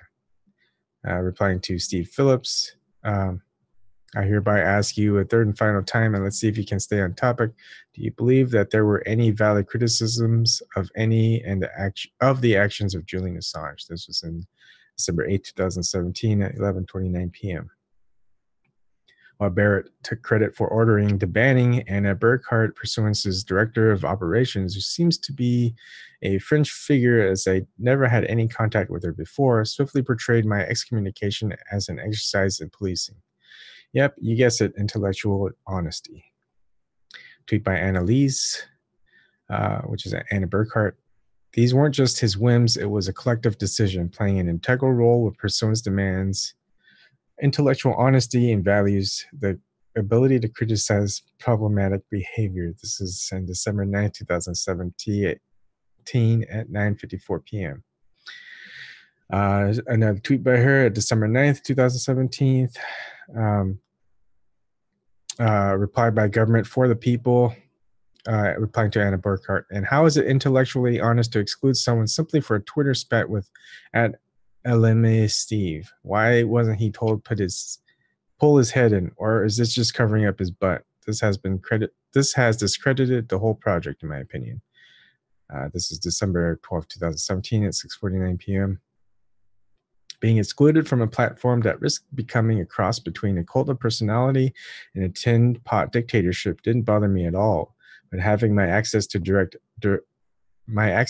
messages of a personal nature between myself and other activists revoked without notice or consultation certainly did. The restriction of an exiled activist's ability to access their own communications raised legitimate questions as to Steve's monopoly over the governance of user data as sole server administrator. Suzie Dawson tweets, from an architecture's perspective, those with power and privilege within at Pursuance Project need to recognize that when entrusting themselves to administrate the private data of at-risk activists, the needs of those activists must always trump the personal desires of the PPA hierarchy, Pursuance Project hierarchy. December 10th, 2017 at 12:25 a.m. But Steve refused to allow me to retrieve my data, instead offering bizarre and inappropriate solutions such as him fetching the plain text from the database and handing it to me through third parties, an obvious breach of privacy. I declined. The use of Pursuance's publishing platforms to smear me to their public audiences was a significant abuse of organizational power. Steve refused to admit this and yet again invoked their mantra of intellectual honesty. Steve Phillips tweets, we can be We can be, but only if we work with reasonable and intellectually honest people. Suzie makes no sense here when accusing me of using institutional power, which not only did I not use, but I don't even have, unlike her. These are more false, vague accusations coming from her. December 12th, 2017 at 11:21 p.m. By contrast, I made a point of not dragging my own organizational affiliations into the drama. Instead of racing off to the Internet Parties Board or to Kim.com and decrying the poor treatment, I confined my opinions to my personal Twitter account. Adding offense to injury, the smear published on the Pursuance Project blog was accompanied by a social media share card displaying an image of CIA whistleblower John Kiriakou, who apparently had no knowledge that his image was being misused to endorse an attack on an exiled activist by association. Wow. My only statement was this: Suzie Dawson. Boy, tries to berate girl into acceding to his opinions. Girl, no thanks, I have my own. Boy, becomes authoritarian. Girl, you're being authoritarian. Boy, complains to other boys. Girl must be punished for her insolence. Boys, talk about her instead of to her. Boys, made out punishment. Continues on. Boys, use organizational power as weapon. Boys, smear girl across all organizational social platforms. Girl, I won't misuse my orgs like that or read your crap. Boys, appeal to the whole internet to hate on girl. Girl, watches and waits. Internet. You boys are being dicks. The end. Supporter gate. It is not. You want me to take over? Sure. Okay. But in response to that, that was one of the funniest things I ever read. Yeah. Because they were being dicks. Yeah. Anyway, Supportergate. It is not possible to meaningfully undermine Assange without also taking ideological aim at his support base. So it was inevitable that I would be targeted one way or another. Unfortunately, I'm far from the only one. A housewife and a librarian who attend periodic vigils for Julian in London were recently shocked to find themselves among a group of WikiLeaks supporters being singled out by journalists with The Intercept. So Cora Courier says to multiple people, Hi, reporter with The Intercept with a question for you. Can you DM or email Cora Courier at theintercept.com? And she sends that to multiple people. Smelling a rat, one of the ladies wanted to keep all correspondence with Intercept reporter Cora Courier in the same public arena and stated so in no uncertain terms, publishing their exchanges on her blog. And Emma B tweets out, due to Reality Winner being exploited and then exposed by The Intercept, as well as Director of Communications at The Intercept, Michael Lee's open subversion of WikiLeaks' Julian Assange support at Freedom of the Press Foundation, secret communications with The Intercept are not attractive. Please ask here. Although the first public contract seems innocuous, I didn't give the date, 7:27 a.m., February 8, 2018. Although the first public contact seems innocuous, screenshots of Cora's ensuing DMs felt intimidating to the other individual involved, who was keenly aware of the power imbalance between herself and mainstream journalists wielding a huge audience. Yes, thanks for getting back to me. We're writing a story about a WikiLeaks Twitter DM group that you participated in, discussing responses to WikiLeaks releases and public image. Your messages are included in it, principally discussing politics, but also, for instance, discussing a FOIA strategy to get documents related to Assange's sexual assault case in Sweden, and trying to get out a narrative that the accuser's lawyer, Elizabeth Fritz, has an accuser attorney money-making scheme. You also describe EFF and others persecuting and running a smear campaign against Jacob Appelbaum. So I wanted to reach out to see if you would care to comment on these conversations or provide any other comment on your association with Assange and WikiLeaks. The member of the public replied to Courier, A, that she is not a public figure, B, that the messages were private chatting between friends, C, that she hadn't said anything that didn't already appear on her regular Twitter timeline. She told me that she doesn't know why Courier thought the EFF was ever mentioned by anyone. Some of this is misrepresented, some out of context, and a few things are ideas, gripes, jokes, etc. tossed around. Most importantly, she verified what many others had posited. I never knew who was behind at WikiLeaks except that it varied. We all knew different people handled it at various times. No one ever identified themselves, and we didn't care. Emphasis added. Julian Assange is named 70 times in the article, 33 of which are explicit attributions of WikiLeaks private messages as being authored by him. The Intercept reporters use terms like Assange decried, Assange called, Assange posted, Assange believed, Assange found, Assange emphasized, Assange maintained, Assange explicitly encouraged, Assange philosophized, Assange responded, Assange asked, Assange suggested, Assange wrote, Assange theorized, Assange instructed, Assange added, and Assange joked, without ever having verified that the messages were sent by Julian Assange.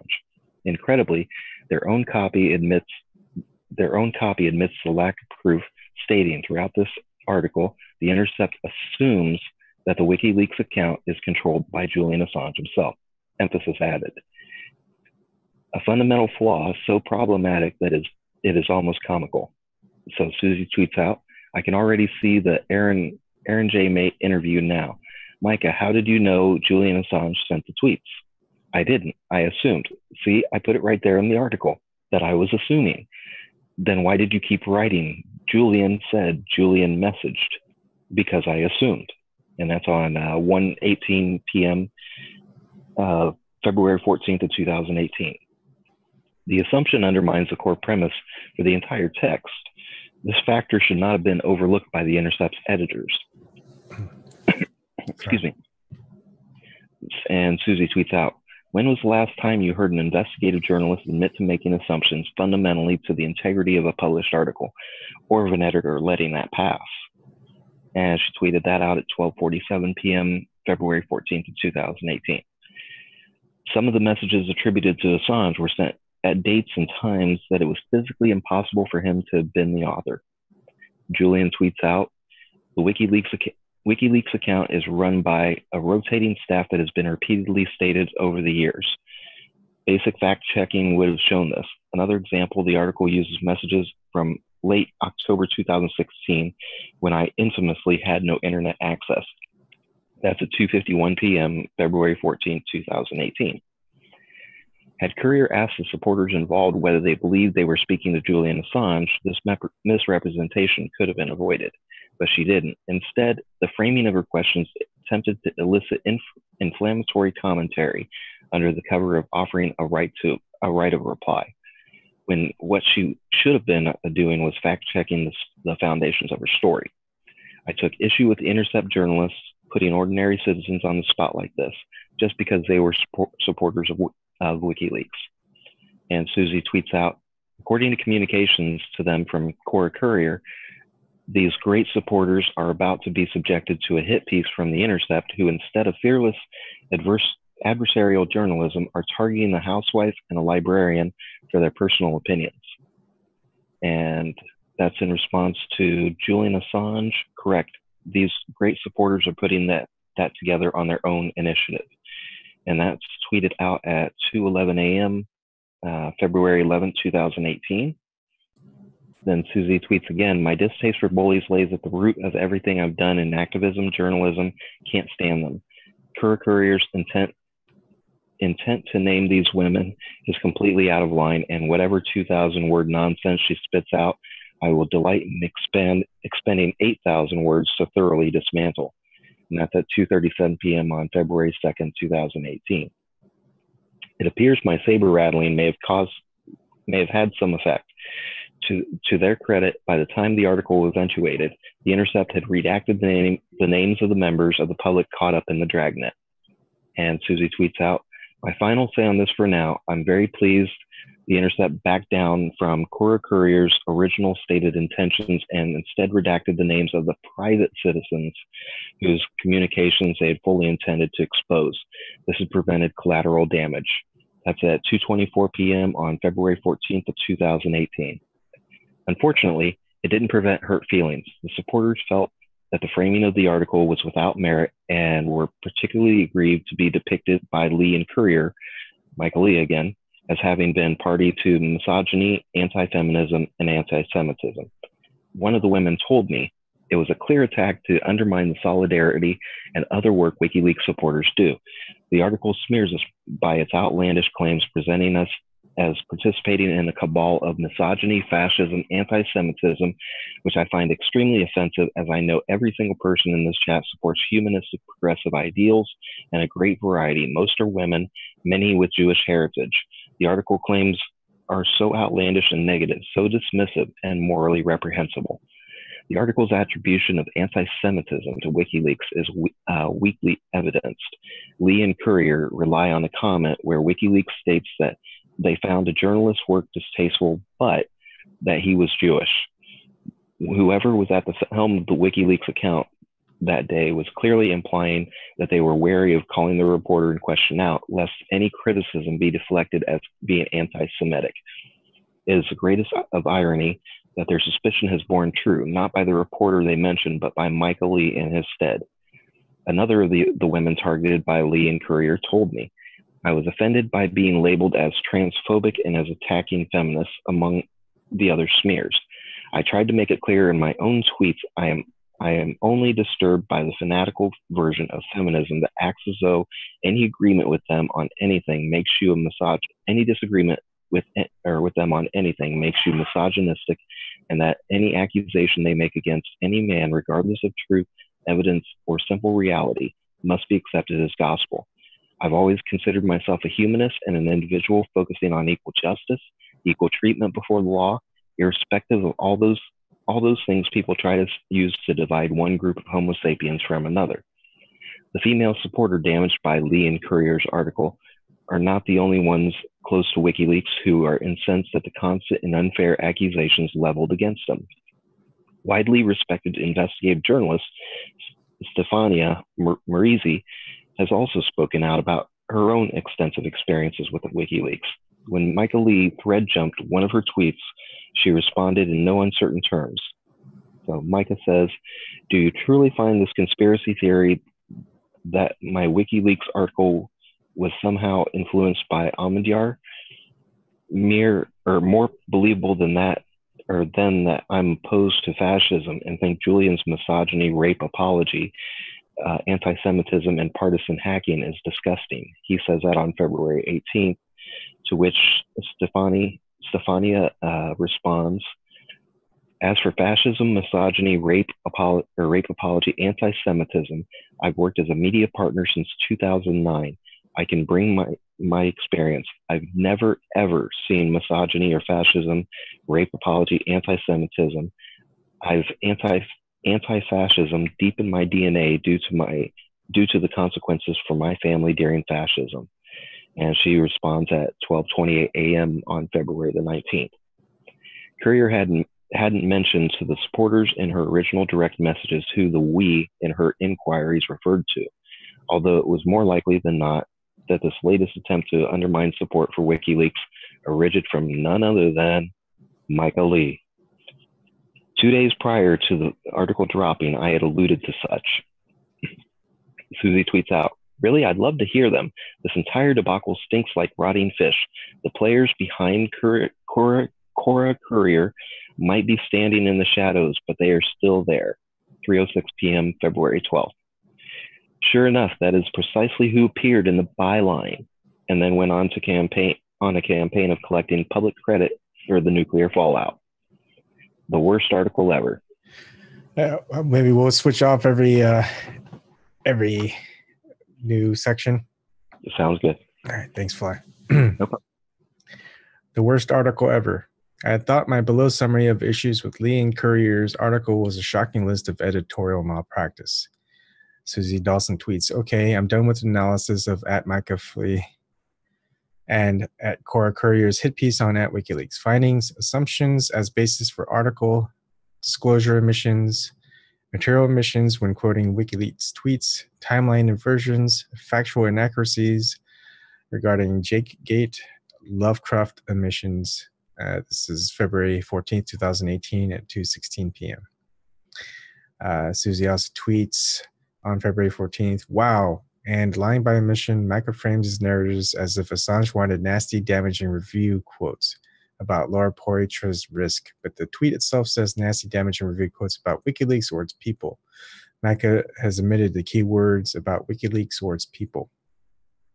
And also, factually incorrect. Micah reverses the timeline. The Verge article he links to statement he references by the Tor project is dated July 27th, nearly 2 months after Jake's resignation. Jake resigned before any such alleged confirmation. And also, regarding Lovecraft, Micah calls her a WikiLeaks critic, yet fails to mention that she has been unsuccessfully appealing to WikiLeaks to allow her to work on the code base behind their whistleblower submission platform, immediately prior to her being the primary protagonist at #JakeGate. What I didn't realize is that those shoddy journalistic practices would pale in comparison to what has since come to light. It turns out that the damage wrought by Micah and Cora's piece was not confined to WikiLeaks and its supporters. The lack of due diligence in their article resulted in a highly damaging attack on the ability of conscientious activists to garner high-profile support for the legal defense funds of whistleblowers. In this case, Trident nuclear whistleblower William McNeely. Lee and Courier wrote, Assange philosophized on how to approach such activities in conversation with a WikiLeaks supporter who told the group that Scottish Member of Parliament Paul Monaghan had retweeted her.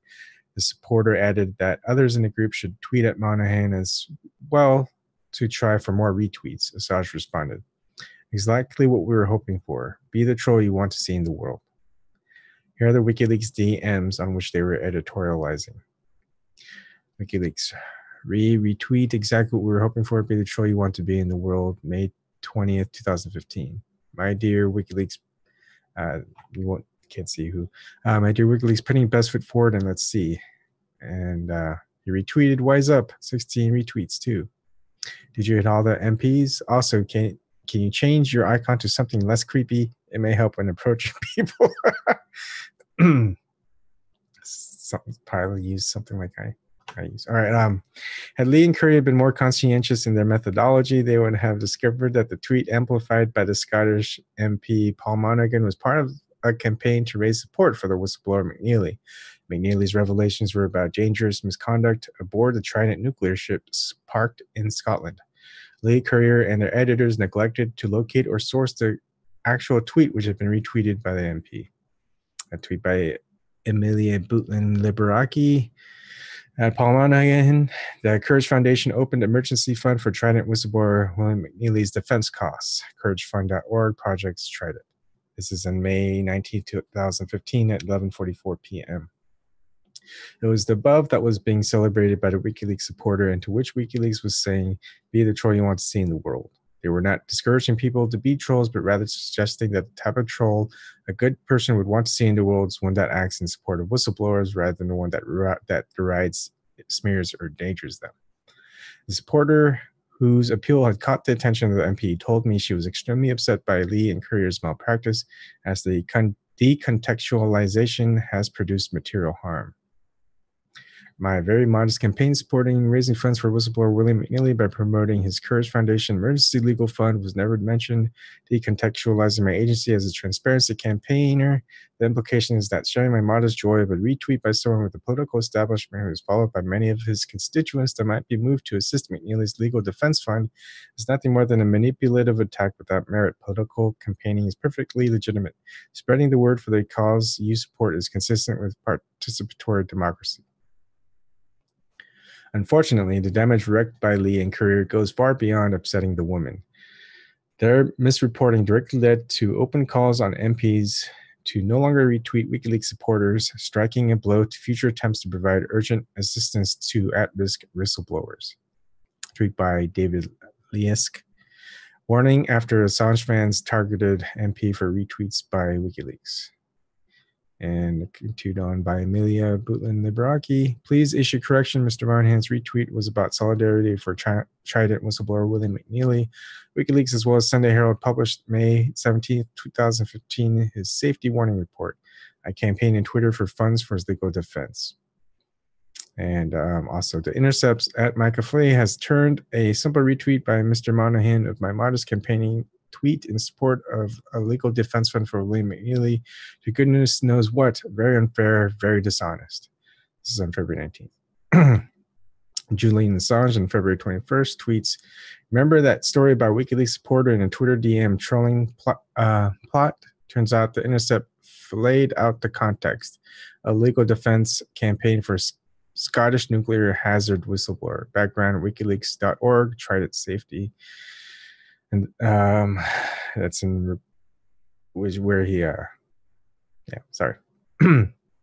The butterfly effect of Lee and Courier's effort to add another cheap shot at WikiLeaks to their pile is that their article was immediately sourced for a Tory talking point to deride anti-nuclear support in the Scottish National Parliament, a direct violation of the progressive ideals that Lee and Courier claim to be motivated by, otherwise known as an own goal. Tweet by Amelia Butlin-Labraki again.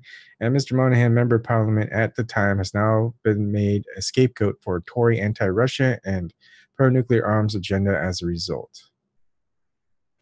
Courier and Lee's assertion that WikiLeaks supporters were targeting the MP on social media implied impropriety and has undermined one of the most basic tenets of activism, appealing to democratic representatives.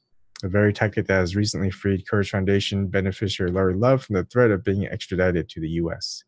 After relentless efforts by campaigners, 73 members of the British Parliament spoke out on Love's behalf with tremendous impact. Their support was gained through the same type of social media technique that WikiLeaks supporters were engaged in on behalf of Trident whistleblower William McNeely. And here's a couple of Courage Foundation tweets. I want to help Laurie Love, write a letter to your MP. Have you written to your MP about Laurie Love? Get in touch. We're collating responses. And that was on, those were on June 9th, 2016, May 29th, 2016, another May 27th, 2016. Take action for Laurie Love. Write to your MP and let us know how you get on. The scandal is indicative of the whole. WikiLeaks DMs with their supporters were taken at face value by Lee and Courier, who employed a little care to ascertain what was truly going on behind the messaging. The pair failed to measure any potential negative impacts of their framing beyond surface damage to WikiLeaks' reputation. Only entities likely to further the discrediting of WikiLeaks were giving meaningful proportions of the word count. In Courier's DM to the WikiLeaks supporters, they were asked only to their statements on contentious topics such as EFF, Jacob Applebaum, or the lawyer of an Assange accuser. No attempt was made to offer the ladies a chance to contextualize conversations such as the above, with the disastrous results.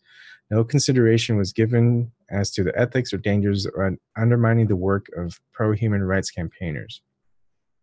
Lee and Courier's negligence is to all of our detriment to intercept WikiLeaks whistleblowers, MPs, progressive causes, and the public at large. When deception causes actual damage to the ability of good people to effect positive change in the world, it becomes an act of sabotage. In my opinion, Lee and Courier have crossed that line. The freedom to impress. In the last 5 years, Michael Lee has sent one tweet educating people about the TPP. Nevertheless, diabolical trade agreement has become yet another reference point for his attacks on WikiLeaks, and what will become a running theme. Micah accused WikiLeaks of taking credit for the people's movement against the TPP. And here's Micah tweeting, WikiLeaks takes credit for starting the people's movement against TPP, but it existed before they published drafts. And that's at 7:49 p.m. on January 23rd, 2017. WikiLeaks tweet did no such thing, as Micah would know if he A, had actually checked on the link in it, or B, knew anything about the history of the movement. The WikiLeaks link contained expert analysis of the leaked chapters by none other than Dr. Jane Kelsey, the New Zealand academic who spearheaded the movement against the TPP since 2008-2009. Kelsey worked relentlessly alongside international counterparts in Japan, South Korea, the United States, and other countries to build the coordinated effort against the TPP that finally resulted in the withdrawal of the United States from the agreement. New Zealand's movement in opposition to the TPPA, led by Kelsey's coalition, It's Our Future New Zealand, was per capita the largest in the world by orders of magnitude. She wrote opinion pieces in New Zealand media about the significance of the WikiLeaks publications of the TPP chapters and how organizers of the movement were reliant upon the leaks for information on what the agreements contain. Additionally, WikiLeaks directly engaged Kelsey and other academics around the world to analyze leaked documents and publish their findings alongside the releases, an invaluable service to humanity. I genuinely wish that I was just reporting on Micah making a clown of himself over the TPP. Unfortunately, his penchant for uninformed diminishment of the extremely significant work of those he smears has had a splash effect on other organizations with which he is affiliated. In particular, the reputation of the Freedom of the Press Foundation has been dragged through the mud in recent times. This is due to even more accusations made against Julian Assange and WikiLeaks by Micah Lee that I can now confirm are false. The proof is in Micah's own Twitter timeline. To get to the bottom of the debacle, all we have to do is take a walk down history lane. Micah has been tweeting about WikiLeaks since 2010, nearly 2 months after Manning's arrest. So, tweets by Micah Lee about WikiLeaks, 230. Critical and nasty, 62. Micah Lee about Julian Assange, 62. 36 to 45 are critical or nasty. WikiLeaks about Micah Lee, 3. Critical and nasty, 2. Julian Assange about Micah Lee, 1 and 1. Here are the first of his 230 tweets about WikiLeaks. Hooray for WikiLeaks. And he has a link inside there. That is on July 25th, 2010 at 5:43 p.m. Initially supportive of the whistleblowing organization, Micah has sent at least 62 highly critical and or defamatory tweets about WikiLeaks. The turning point was December 2016, immediately post-election. By contrast, WikiLeaks has sent 2 about Micah. 62 separate tweets by Micah dating back to December 2010 explicitly named Julian Assange. Somewhere between 36 and 45 are highly critical and or defamatory, depending on your tolerance for Micah's acidity levels. Julian Assange has addressed Micah once. The first major falsehood asserted by Micah Lee was over a year ago. He claimed that Julian Assange was lying about his involvement with the creation of the Freedom of Press Foundation. The accusation was widely circulated. So Micah tweets out, I disputed it a year ago. Last time WikiLeaks got really into spreading this lie. And that's in response to one of his own tweets that says, Julian Assange is not a co-founder of Freedom of Press. This is another lie. I know, I'm a co-worker.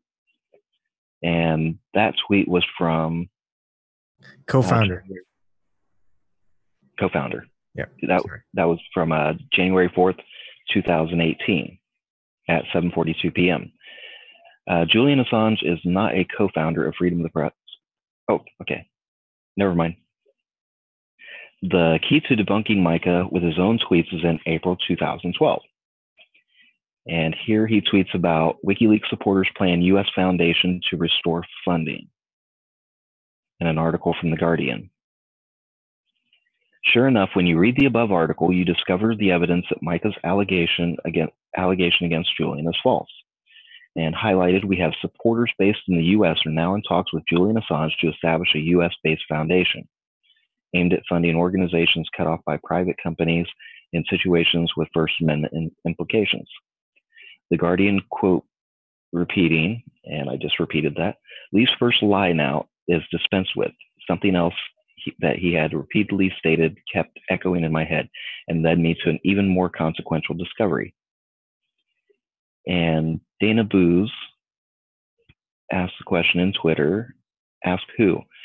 You who attacks Julian because your feelings are hurt, seems he has presented more proof of his claim. Seems he has presented more proof of his claims than you.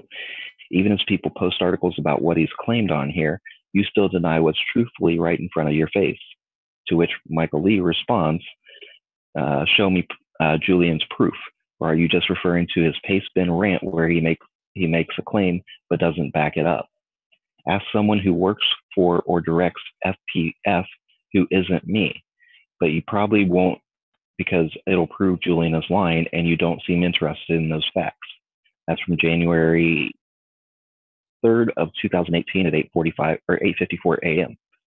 According to the Guardian article, the first on board with freedom of the press was John Perry John Perry Barlow, co-founder of the Electronic Frontier Foundation and Grateful Dead lyricist, who then reached out to the Pentagon Papers whistleblower, Daniel Ellsberg.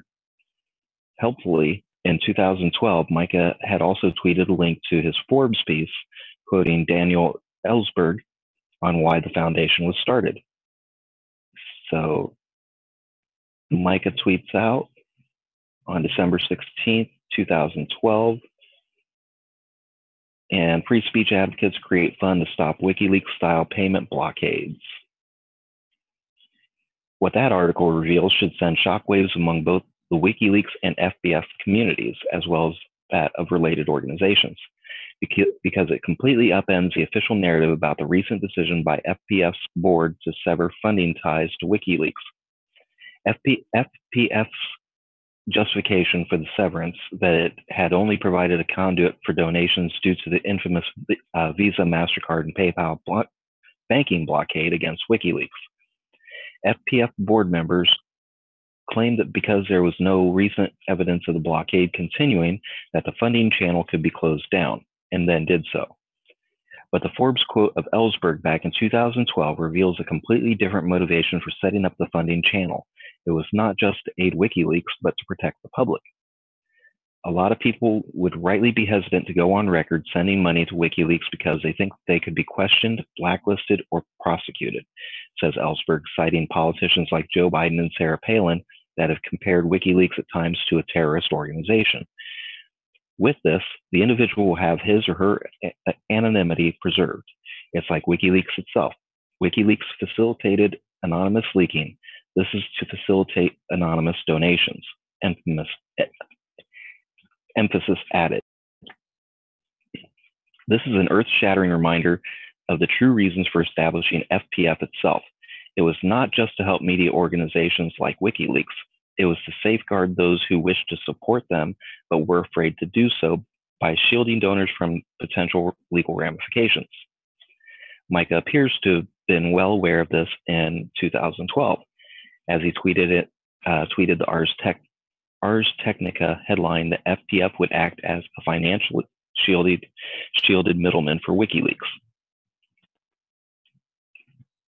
And tweets from Micah that are discussing that article. But by 2017, he was singing a different tune. In a slew of tweets, he continues to encapsulate the issue as being about the banking blockade, implying there's no other reason to maintain service. Just as we showed earlier that the Manning Support Network was monitored by the FBI, donors to Barrett Brown's legal fund were also monitored. Kim.com's assets were seized and his funds frozen. Julian Assange's accounts were likewise frozen while he was in Sweden. All whistleblowers, being many dissident journalists, including myself, and their supporters, have been interfered with financially. The number one tactic of intelligence agencies is to go after the resources of their targets, to impoverish them by any and all means. CIA Director Mike Pompeo announced at his first press conference of 2017 that WikiLeaks is a priority target. Subsequently, the very survival of the organization to this day hangs in the balance, as do the lives of those who cast their lot in with them. And Suzie tweets out, all other issues with Micah's tweets aside, to simultaneously acknowledge WikiLeaks is a priority target for CIA, yet deny that WikiLeaks is under financial threat is disingenuous at best, willfully blind at worst. Resource depletion is attack vector number one. And that's in response to Michael Lee tweeting, Pompeo's threats against WikiLeaks and DOJ's investigation are serious threats to freedom of the press in the United States. FPF continues to oppose prosecution of Julian Assange or WikiLeaks for their publishing activities. And in response to Suzie's tweet, Micah tweets back, we asked WikiLeaks to show us evidence they were still under financial censorship. Our one simple request was ignored, and instead Julian Assange responded with an incoherent, rambling rant. And Suzie responds back, the director of the CIA held an entire press conference that announced that WikiLeaks is target number one. What more evidence of financial threat do you need? If you're referring to the email he put in the paste bin, it wasn't incoherent. It deserved to be responded to point by point. At this point, we must ask cui bono? Who would benefit from stripping WikiLeaks donors of their anonymity and potentially exposing them to liability? Cutting off the anonymous donation channel has the potential to put supporters of free press around the world at risk. Thank you again, Fly. No problem. All right, next part is Sacrifice and Love. Shortly after Risk, Laura Poitras's documentary on Julian Assange and WikiLeaks came out. I read every review of it that I could find before finally watching the film myself. Most reviews parodied each other. The tabloid narrative, the conflict between producer and subject was too tasty a morsel to pass up. At the original 2016 Cannes screening of Risk, Poitras appeared alongside Jacob Appelbaum and Sarah Harrison, playing down any suggestions of conflict between herself and Julian Assange. Question. We believe through media that while making this documentary, you had a kind of a series of differences of opinion with Mr. Assange and that you were not on great terms while you were making the film. Is it true? Laura Poitras. I'm actually curious what your source is. I mean, I'm very supportive of the work that WikiLeaks does, and I think the work that I've done and the work that WikiLeaks has done, that we're concerned about similar things and very concerned about what the U.S. government is doing internationally. When we first started doing the reporting on Edward Snowden's documents, one of the first things that the mainstream media did was this comparison model. And I think that this is a really kind of move of the mainstream media to try and separate people that, and I actually think that, you know, Edward Snowden came forward after. I mean, what he did came after, very much after Chelsea Manning, and it's not about comparing the two. It's actually about looking at what they're revealing. And so I think that you're taking a narrative and sort of following what the mainstream media is saying. So I actually disagree with it. Also at Cannes, Jacob revealed that some of the most significant reporting on the Snowden documents have been undertaken in collaboration with WikiLeaks and is full support of Julian Assange. Jacob Appelbaum says, all of the reporting that is not shown in this film, such as, for example, the Merkel phone story, where we revealed that the NSA was spying on Chancellor Merkel, as well as lots of other reporting, including other media relationships, all of the time that I've worked with Laura in Berlin in the last 3 years was directly supported as WikiLeaks.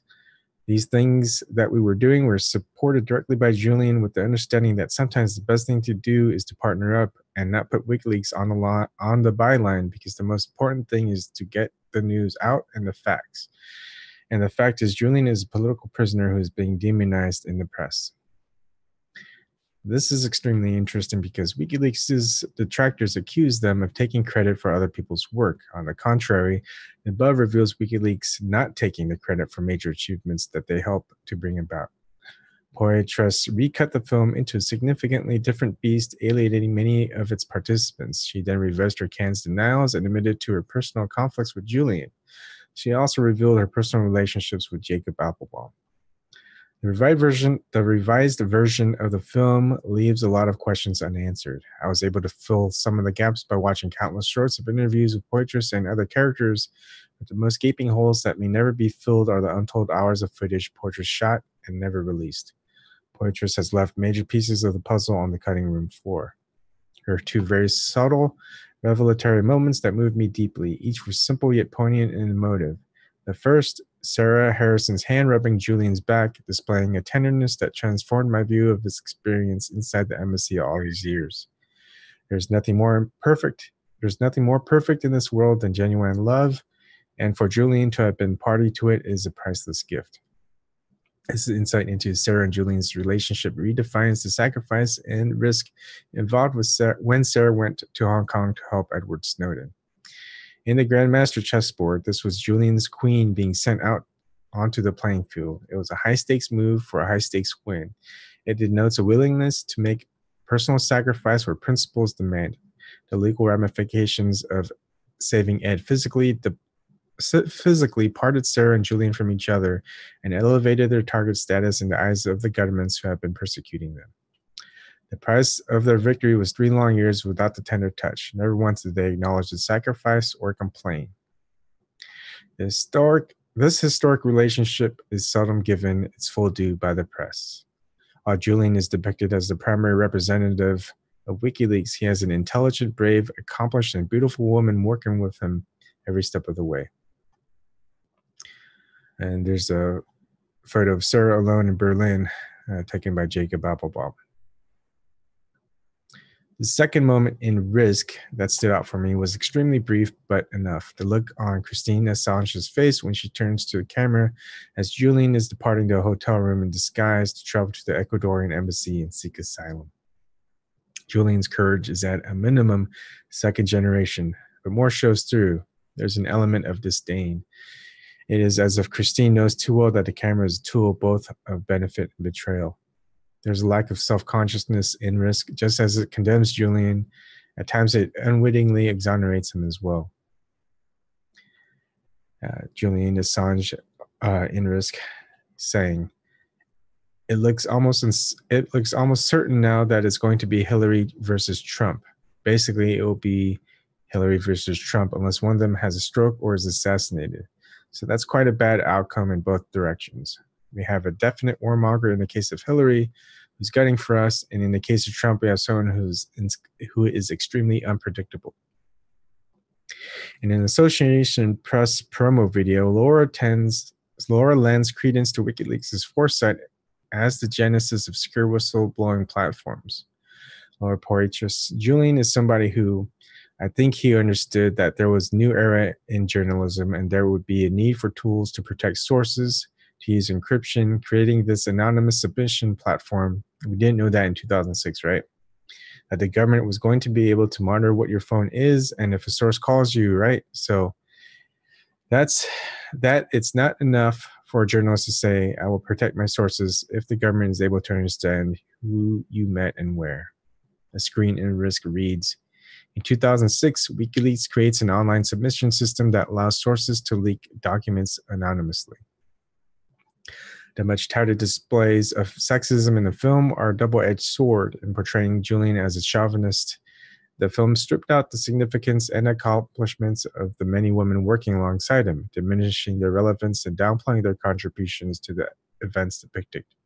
WikiLeaks lawyer Melinda Taylor explains, the content was selectively edited and taken out of context, and it shows persons who never agreed to be in the film. If you're showing a documentary about WikiLeaks, you should be talking about source protection. You should be talking about government surveillance, which was the real purpose of the film and what they were led to believe the film would be about.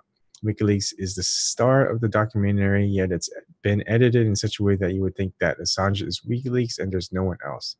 The women have been completely edited out of the process. They've been denuded of all agency. They've been shown as slavish minions. Risk's hypocrisy in claiming to denounce chauvinism while simultaneously reducing the woman in its scenes to irrelevancy led to a wonderfully karmic direct result. In its wake, the world got to learn much, much more about the women of WikiLeaks. To better the interests of women, one was prepared to celebrate them. Poitras' very male-centric filmmaking totally missed this opportunity. But the beef wasn't just about the attitudes to women or feminism.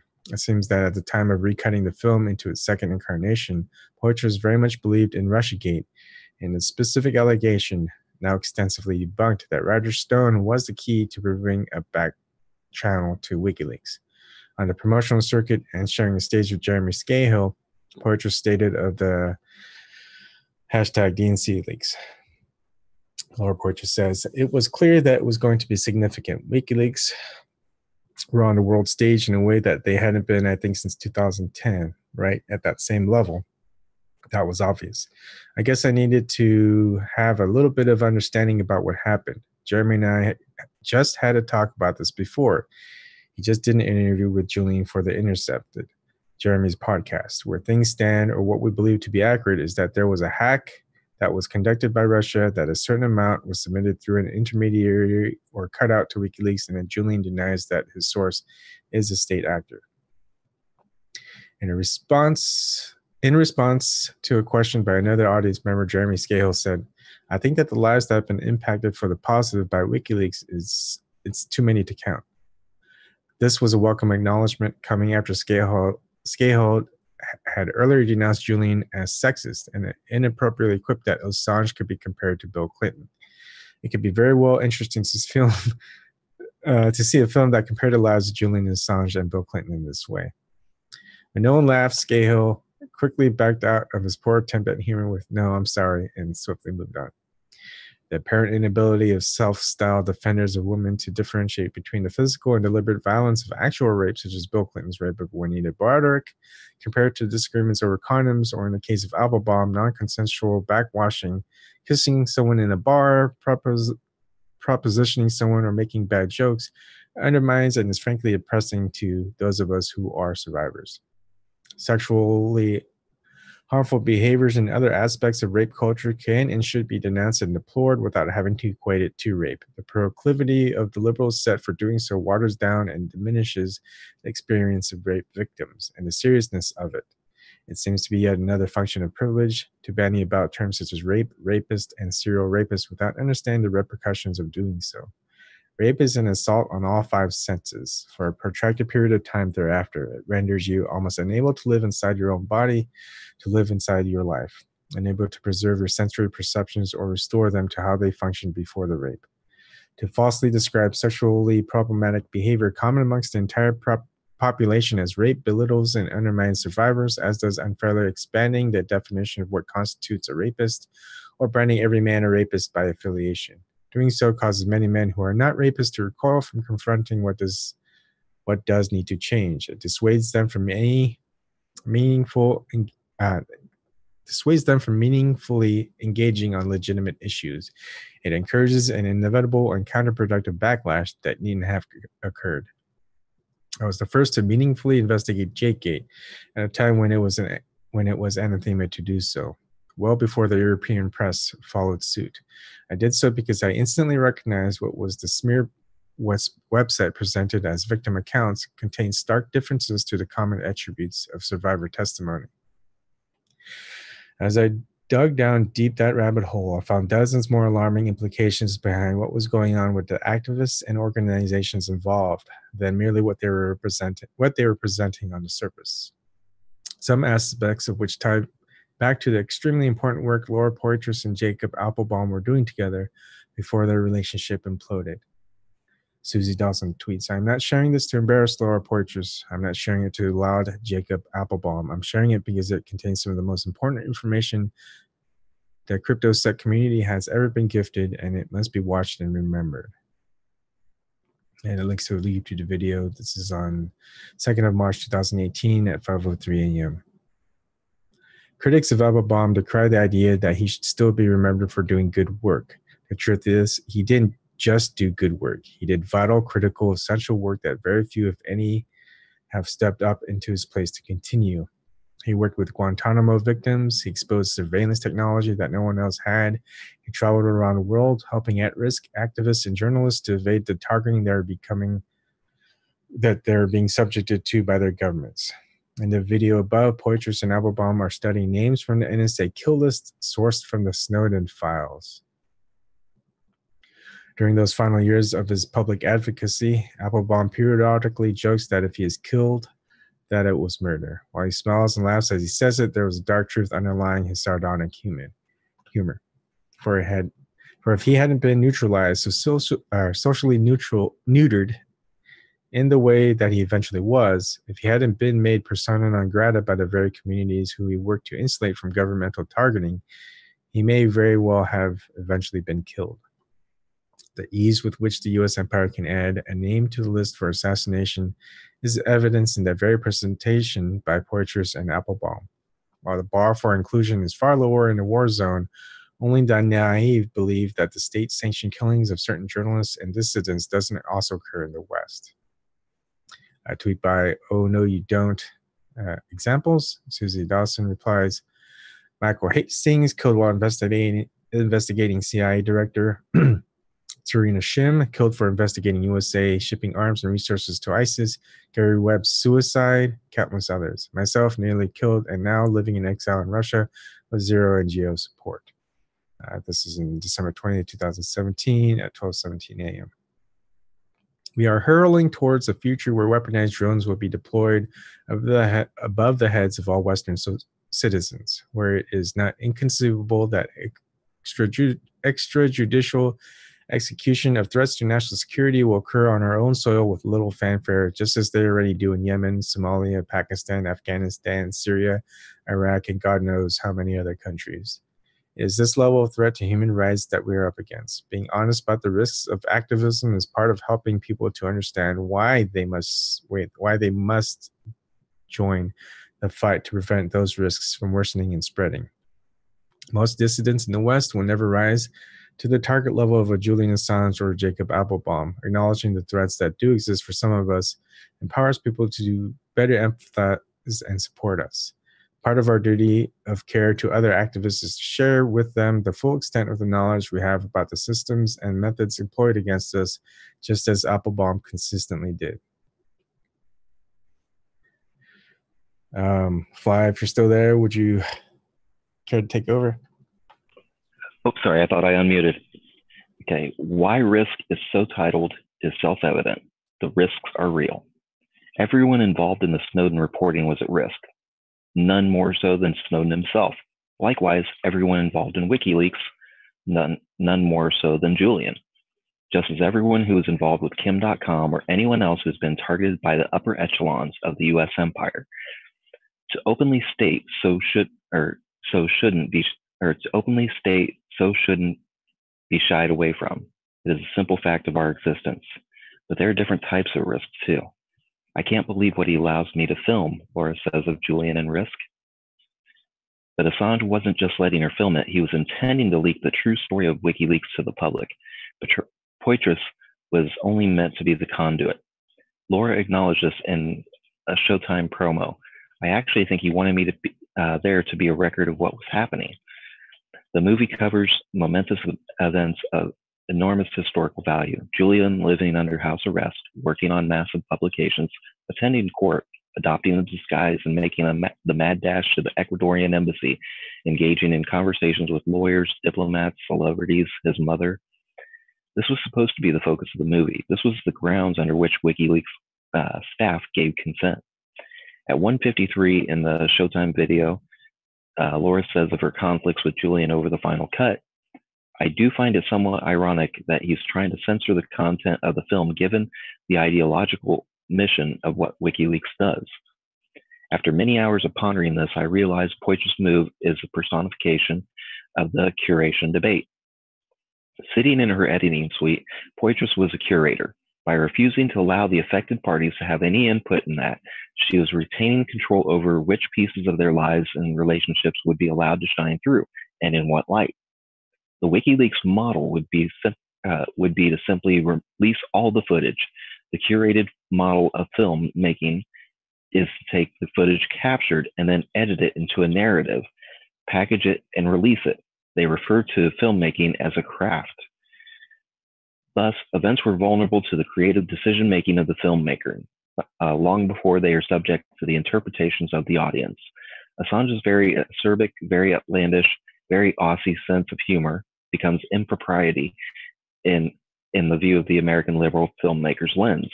Even though I, as a viewer, recognize his acerbic wit for what it is at its core, it has been presented to me as something else.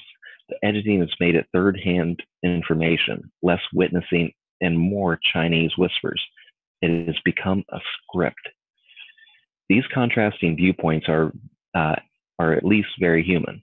Two ways to image any single whole.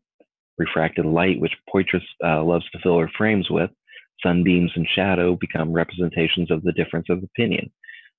These can be forgiven. They come down to the beholder. Less forgivable are blatant lies and untruths. Blatant lies and untruths. For reasons unknown, FBI whistleblower Sybil Edmonds has a long track record of criticizing other whistleblowers and those who promote their work. Her target lists include Daniel Ellsberg, Glenn Greenwald, and in particular, Edward Snowden. Her publishing organization, Newsbud, posts articles and videos deriding all of the aforementioned and many more. Recently, Edmonds interviewed Whitney Webb of Mint Press News.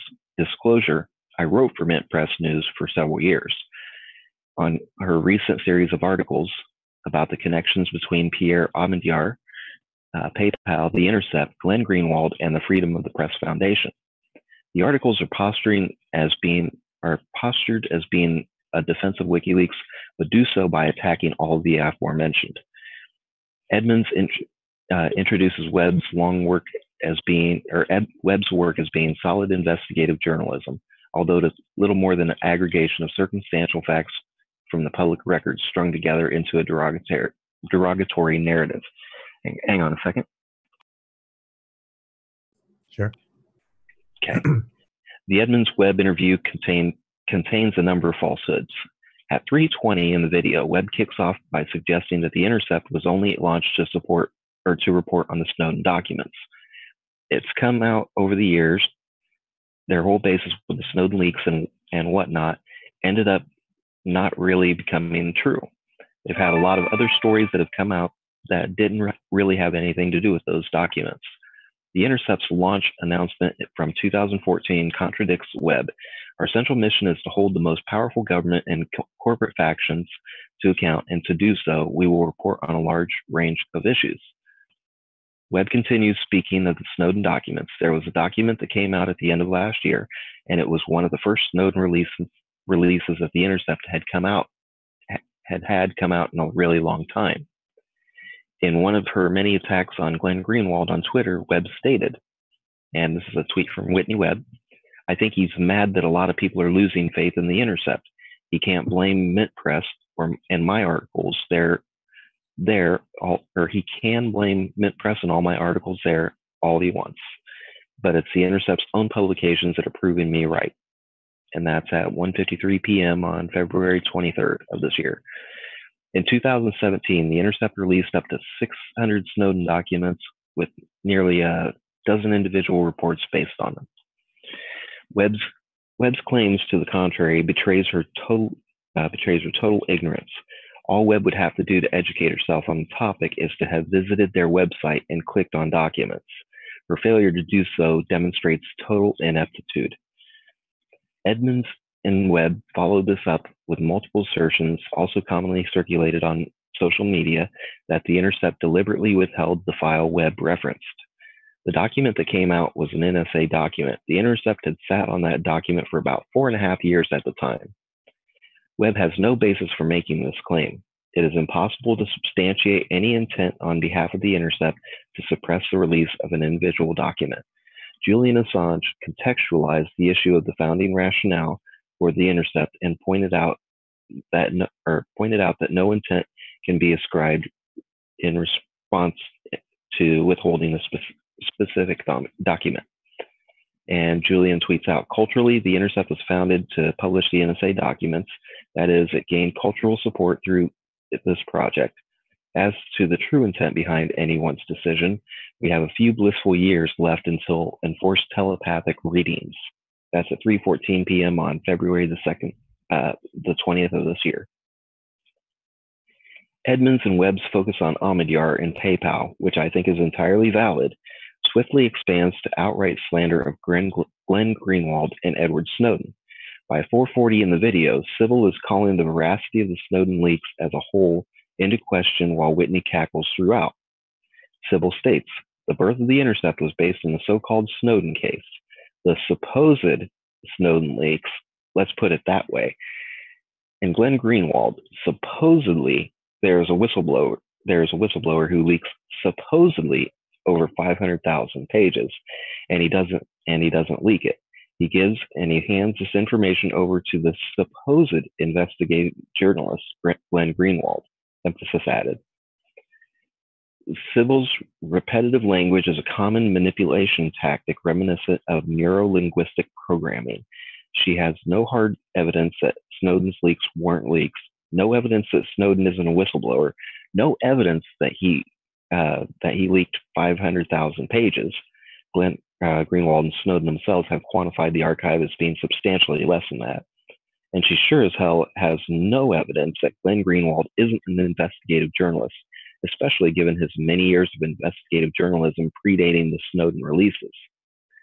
By 9 minutes in, Webb is stretching herself thin, trying to depict Booz Allen Hamilton's tacit connections to the Omidyar network as being somehow related to the Snowden leaks. She says the Snowden Omidyar Booz Allen Hamilton connections. They've been called the most profitable spy agency. James Clapper was an ex-director. If you remember back to the Snowden story years ago, Snowden worked for Booz Allen Hamilton. Even though the pace of the leaks has been truly glacial, Snowden hasn't complained at all. The implication is that Booz Allen Hamilton has somehow benefited from the leaks, as if this was a positive development for them to be globally humiliated for having one of their employees compromise their systems, extracting thousands of top secret documents and transporting them across international borders. Meanwhile, back in reality, Booz Allen Hamilton's stocks plummeted in the immediate wake of the Snowden disclosures. There was open musing as to whether the company would survive the scandal. And here's an article: Booz Allen's stock is getting slammed. Booz Allen Hamilton shares are down 4.4% on the open. This is the company NSA leaker Edward Snowden briefly worked for, according to a company release yesterday. It gets about 98% of its revenues from government contracts, according to the New York Times. The firm had contracts with the government totaling $3.85 billion in 2011.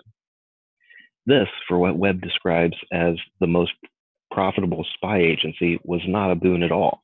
It was looming fiscal Armageddon. Incredibly, Webb and Edmonds repeatedly referenced a GI files release that revealed intelligence contractor H.B. Gary's efforts to discredit WikiLeaks by targeting Glenn Greenwald because of his support for them.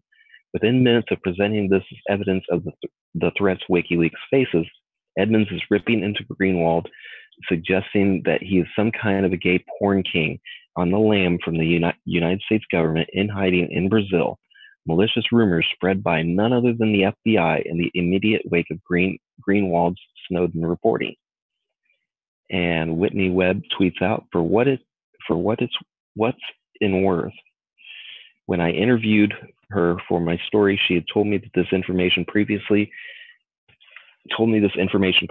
and said that an FBI agent in New York had told her all of this. I will let her defend Sybil Edmonds. My editor at Mint Press suggested I interview Sybil for the story and ... And that's at 8:19 a.m. in response to Glenn Greenwald's tweeting to her. She said that I'd been criminally charged with multiple felonies relating to sex, child pornography, financial fraud, and taxes, and that these charges are all documented. These are all absolute lies. Ask her to show you the documentation of these criminal charges. Start there. Webb tried to weasel out of the outlandish claims after the fact by blaming them all on Edmonds. It went down like a sinking ship. And Whitney Webb tweets out on February 20th, first, the Greenwald pornography thing is Sybil's information.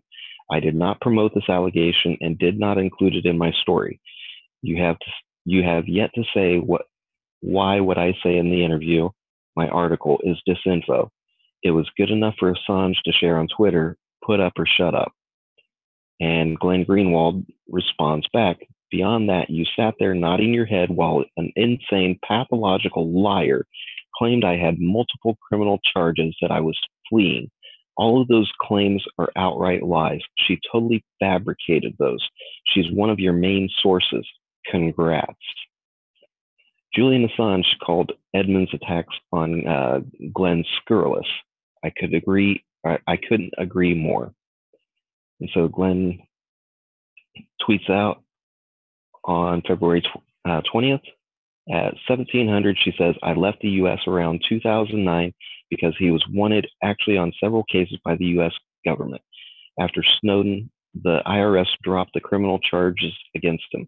The case with New York City FBI on this porno operation goes away. She's a lunatic. And Julian Assange says these attacks are scurrilous. The inanity of referencing the H.B. Gary plot to undermine Greenwald's support of WikiLeaks before attacking Greenwald mercilessly seems lost on both Edmonds and Webb. Suzie responds on February 20th, and this is the irony, Glenn. Whitney Sybil sourced the H.B. Gary docs that aim to subvert your support for WikiLeaks while simultaneously attacking you and attempting to divide you from WikiLeaks. It's transparent to anyone with half a brain, I'd like to think. And Glenn responds back, Sybil is a pathological liar and an insane person, and Whitney might literally be the single most reckless journalist I've recently read when it comes to facts. I have zero interest in spending energy on either of them. Excuse me. Fortunately, Julian and Glenn have a ton of well-earned mutual respect and have been around way too long to fall for Edmund's divide and conquer scam. Part of the problem is the burdening, Julian tweets out on February 20th, part of the problem of the burden of high expectations. Everyone expected Washington Post, New York Times, and The Guardian to act like rats. Intercept has been better than this low bar, but except for Glenn and a couple of other writers, it seems it inexorably regresses to the cultural mean. And Beth B responds, Glenn is definitely fighting an uphill battle. I give him a good bit of credit for standing up for you and getting the truth out. To which Julian responds, Glenn is tough, hates hypocrisy, and is mercifully preserved from the worst of the current idiotifying maelstrom sweeping the United States through his life in Brazil. Webb's litany of falsehood about Glenn and the Intercept seem endless. She has essentially taken legitimate critiques about Pierre Omidyar, a member of the Billionaire Club, and stretched it to tar anyone vaguely connected with the same brush. Citizen Halo on February 12th, I have never trusted the Intercept due to Omidyar ownership. Have you seen Poitras' character assassination of Assange and IO error risk? Suzie responds, yes, absolutely. Your distrust is not misplaced. But that particular Sybil and Whitney interview is packed full of disinformation. From constant false claims about the documents to the whole Glenn was a porn king on the lam from the US nonsense, it's salacious bullshit. And Whitney responds to Suzie on that. First, the Greenwald pornography thing is Sybil's information. I did not promote his allegation, etc. Glenn was having none of it and ripped it apart in 2 seconds flat. You can start here. The lies you've written have been ample on February 20th at 7:10 a.m. And Whitney responds, 4, Guardian destroyed its Snowden archive under the watchful eye for GCHQ technicians. Washington Post, as mentioned, is owned by world's richest man with connections to CIA and U.S. government. New York Times also compromised. Owner visited Obama White House almost as much as Omidyar. Many reporters exposed by WikiLeaks. And Glenn responds, you don't know what you're talking about. The Guardian only destroyed its copy of the archive in the UK. It had and has full copies elsewhere, including in New York. It also gave a full copy to the New York Times. This is all publicly reported. You're ignorant on what you're talking about. Unfortunately, Webb's nonsense wasn't limited to Sybil and Edmund's show. She put in another dismal performance on Stranahan. At 7:20 in the interview, she almost nails a key point, but still hadn't done enough homework to get it right. Webb states of the Freedom of the Press Foundation, its board of directors are almost all writers for The Intercept or people like Edward Snowden. There's a very key common thread between the majority of members of the Freedom of the Press Foundation board, but it is not The Intercept.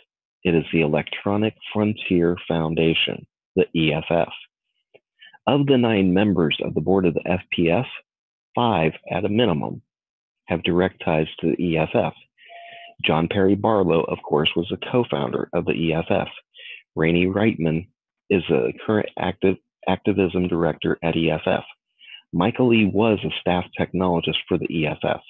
Trevor Tim, the executive director for the FPF, essentially the operational manager, is also ex-EFF. Laura Poitras has worked with the EFF's legal team. There are further direct ties to the EFF on the FPF staff and on their technical advisory board. This is a real smoking gun that contextualizes the FPF board decision to cease funding WikiLeaks, not connections to The Intercept, as Webb claims. More critical information about the EFF appears later in this article. By 12:45, as a Stranahan interview, Webb is making more erroneous claims about The Intercept's Snowden reporting. She now states that 3 stories a year ago have come out on these documents.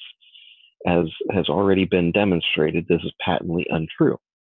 By 1300, Webb is claiming, as the FBI whistleblower mentioned in my story, Sybil Edmonds, she exposed in 2013 that a lot of the Snowden leaks factually contained information that is very damning for PayPal and PayPal's connection to the United States government, the NSA, the CIA, and the Treasury Department.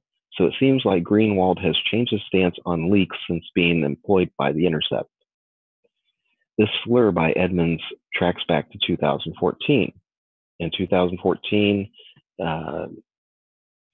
February 27th,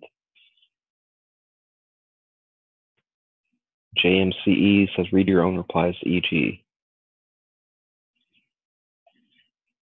Glenn Greenwald tweets out, LOL, she invented a lie.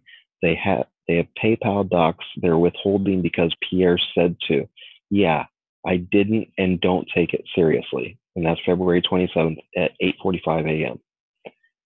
Then again on June 4th of 2014 at 12:56 p.m., Glenn tweets out, I would never suppress any story for anyone, including Pierre. I'd publish eBay, PayPal docs if they existed.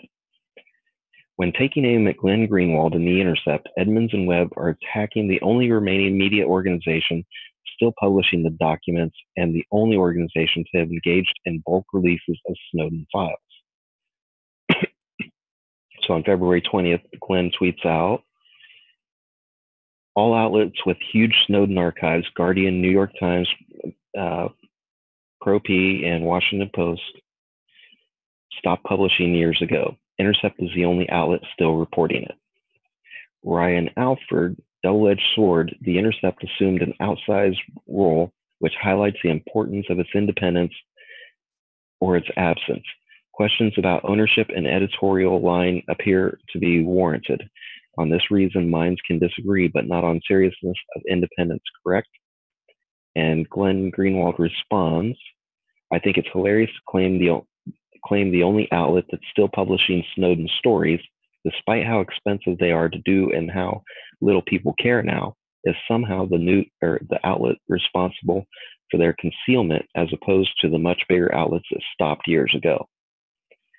Edmonds and Webb don't just produce work attacking Greenwald and The Intercept, they also rake the Freedom of the Press Foundation over the coals. But to what end? Just as a post-election conversation, the prevailing narratives about the FPF decision to cut off WikiLeaks have fallen along 2 strictly diametric lines. Number 1, Freedom of the Press Foundation is good and WikiLeaks is bad, promoted by Michael Lee, EFF people. Number 2, WikiLeaks is good and Freedom of the Press Foundation is bad, promoted by Whitney Webb's Sybil Edmonds.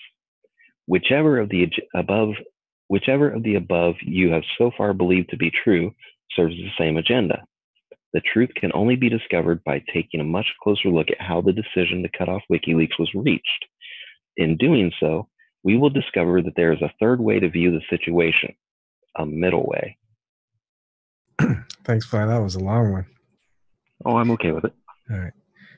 Game theory and the middle way. All right, I like game theory. Just as Greenwald recently said of Russiagate, proponents should take it to its logical conclusion and ask themselves what that is. The same applies to the situation with the FPF. What is the net result if we assume Michael Lee's position? What is the net result if we adopt Sybil Edmonds and Whitney Webb's? Both outcomes serve the intelligence agencies. Tweet by Suzie Dawson. Game theory, Micah's behavior. Standing with him results in detracting from at WikiLeaks and at Julian Assange. Standing against him results in detracting from at The Intercept and at Freedom of Press. The intelligence agencies have long hated all of the aforementioned win either way. This is in 14th of February, 2018 at 11 p.m. In Michael Lee's version of what happened, the Freedom of the Press Foundation made a unanimous decision to cut off funding to WikiLeaks, as there is no evidence that the banking blockade remained in place. Edmonds and Webb alleged corruption, claiming the Freedom of the Press Foundation cut off WikiLeaks because they received funding from billionaire Pierre Omidyar. Both narratives neglect to mention that the issue was actually a bone of contention, resulting in a long-running debate within the FPF, an internal conflict that included the resignation of a board member and may have presented an existential predicament for the organization. The November 2017 article, Free Press Group Ready to Cut Off WikiLeaks by Kevin Poulsen and self-confessed betrayers cultist Spencer Ackerman preceded the official announcement by the FPF of the decision having been reached. The article attempts to justify FPF's impending action by making a number of claims about WikiLeaks that have been disproven, including outlandish statements like WikiLeaks has made common cause with extreme right-wing forces, principally Donald Trump and Vladimir Putin, and poses a dangerous, reckless question, asking if WikiLeaks has become something else, something less journalistic during the election. WikiLeaks has earned its journalistic status more than arguably any other media organization on Earth, having endured personal risk and hardships at a level unmatched in its generation. The tacit attempt by these reporters to strip WikiLeaks of journalistic protections retrospectively is cowardly and underhanded. Poulsen and Ackerman also drastically downplay the significance of FPF's cutting funding to WikiLeaks, writing, the practical effect of the move is minimal. WikiLeaks donors in America may no longer be able to claim a tax write-off. As demonstrated earlier in this piece by way of Daniel Ellsberg's original statements about the purpose for the donation channel, the implications for WikiLeaks supporters go well beyond a simplification. Poulsen and Ackerman attribute direct messages to Julian Assange without sufficient evidence. Their only proof, the same tweet later linked by Lee and Courier of Assange suggesting that Donald Trump considered our offer to open a hotel-style embassy in D.C. with luxury suites for whistleblowers, an obvious joke that many reporters have disingenuously taken at face value. Julian Assange tweets, Dear at Donald Trump Jr., our offer of being ambassador to ES still stands. I could open a hotel-style embassy in D.C. with luxury immunity suites for whistleblowers. The public will get a turbocharged flow of intel about the latest CIA plots to undermine democracy. DM me. Hashtag Vault8. This is in November 14, 2017 at 8:33 a.m. It is frankly idiotic that the use of the word R in the above tweet is the basis for Poulsen, Ackerman, Lee, and Courier's conclusions that all WikiLeaks account messages are sent by Julian Assange. The recipients of the messages, Zenny Jardin, are shared with them the FPF board in the wake of the 2016 election. Jardin resigned as a board member in December 2016 and told Poulsen and Ackerman that she had felt unsupported. Their article states that Michael Lee was the only board member at the meeting to agree the time had come to cut ties with WikiLeaks. I took a year-long debate among the directors at the Freedom of the Press Foundation before a statement by FPF Executive Director Trevor Trim confirmed that consensus on the question of funding WikiLeaks was finally reached in October 2017. Multiple other figures sourced in the article confirmed that the issue had divided the board. It took the reframing of making it about whether the banking blockade was still in existence in order to justify the decision to sever WikiLeaks. This blows apart the notion that the decision was in any way related to FPF's funding, connections to The Intercept, or to Pierre Omidyar. Also, why would it have taken a year to achieve after loss of the board member who originally raised the issue?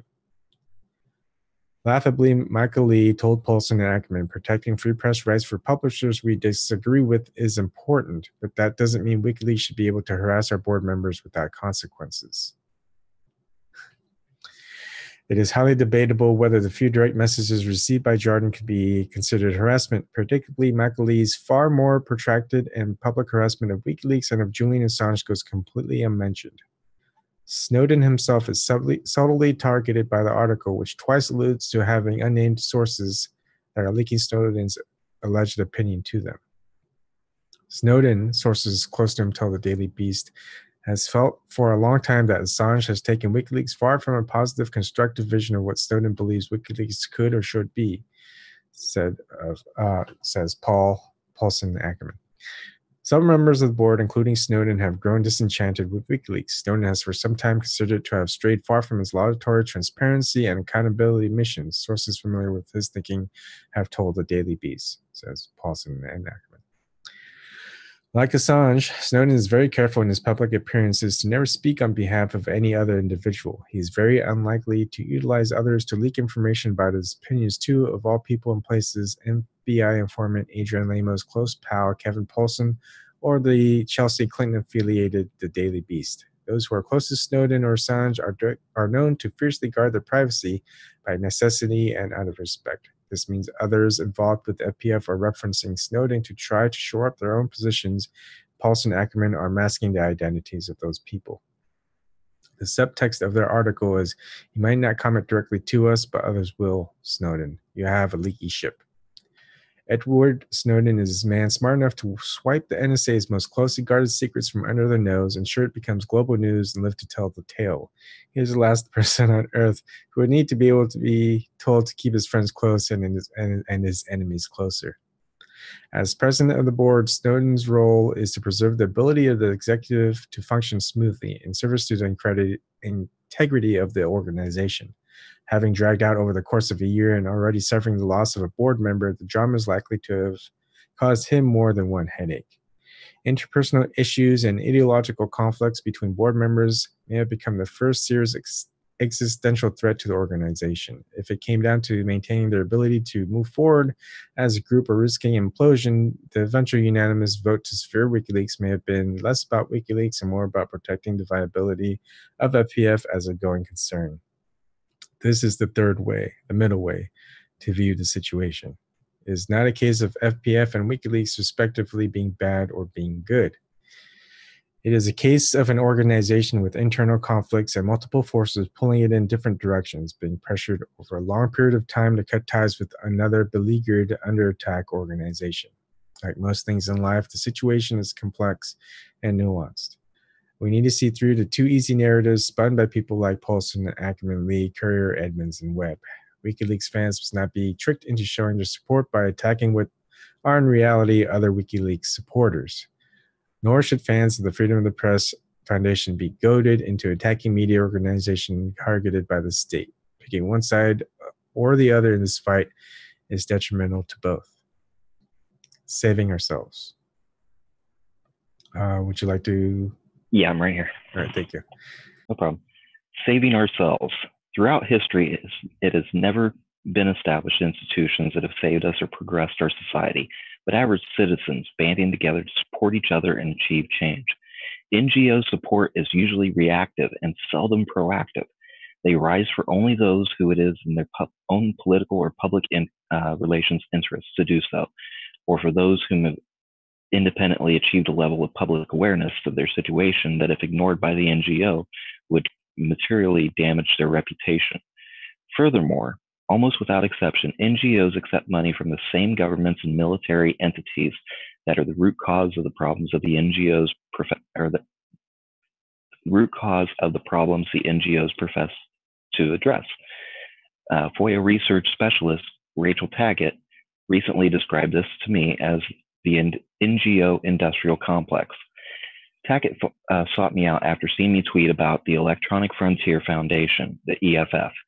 She pointed me towards her October 2017 analysis of their funding, which includes money from the State Department's Internet Freedom Fund by way of the Broadcasting Board of Governors Cold War Project Radio Free Asia, an infamous foreign propaganda wing of the United States government. Tackett writes, much heralded in the media, the EFF is depicted as championing digital civil liberties and fighting the U.S. government's mass surveillance. EFF also receives money from the same government that it claims to fight.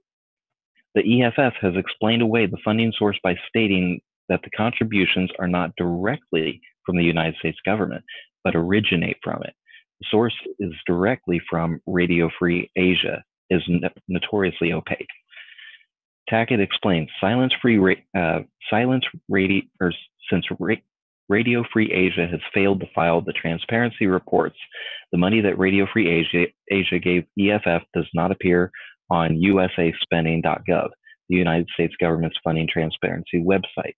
Tackett continues, even though Radio Free Asia was created by the U.S. Congress and is essentially controlled by the United States government, Radio Free Asia insists on the fiction that it is a nonprofit organization and is exempt from the federal public records law due to the National Defense Authorization Act of 2017, the NDAA 2017. The CEO of a federal agency, the Broadcasting Board of Governors, now has the authority to directly hire and fire some Radio Free Asia employees.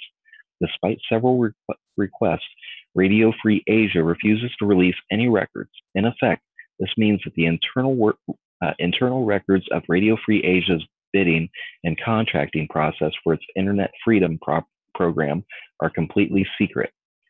EFF also argues that the Radio Free Asia money is allocated towards specific projects rather than general funds, but this argument doesn't hold water.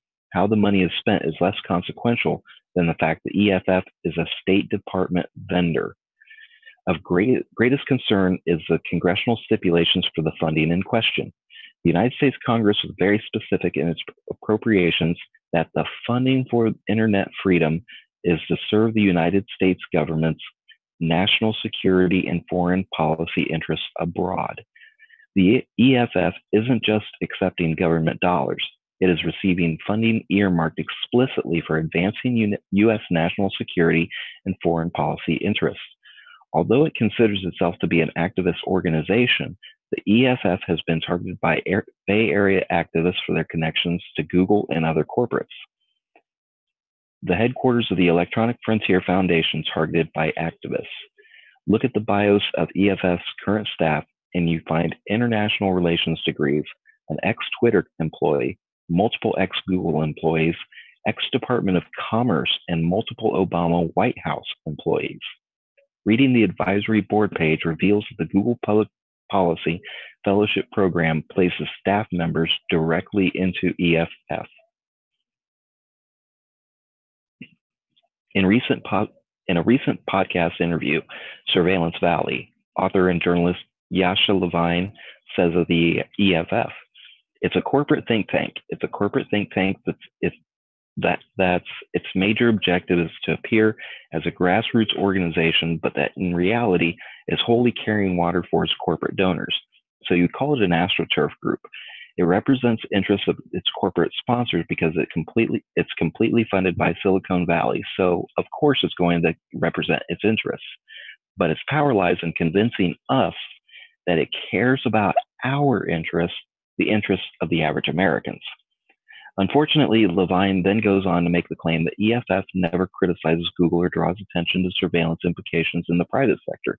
This claim is contradicted by a simple search of EFF's social media accounts.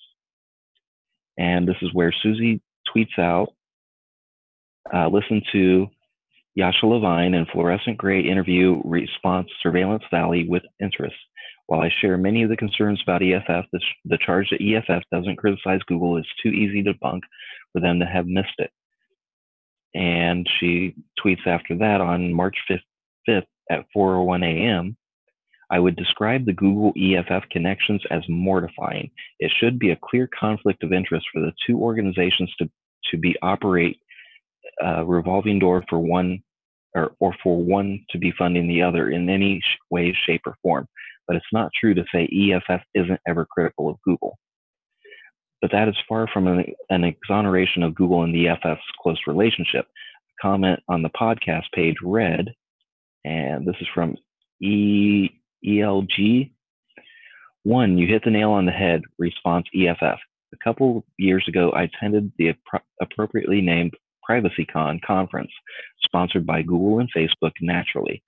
During the panel about how surveillance disproportionately affects people of color, I naively asked why the EFF doesn't demand regulations on the form of a digital Bill of Rights for the internet era to enshrine privacy protections for individuals.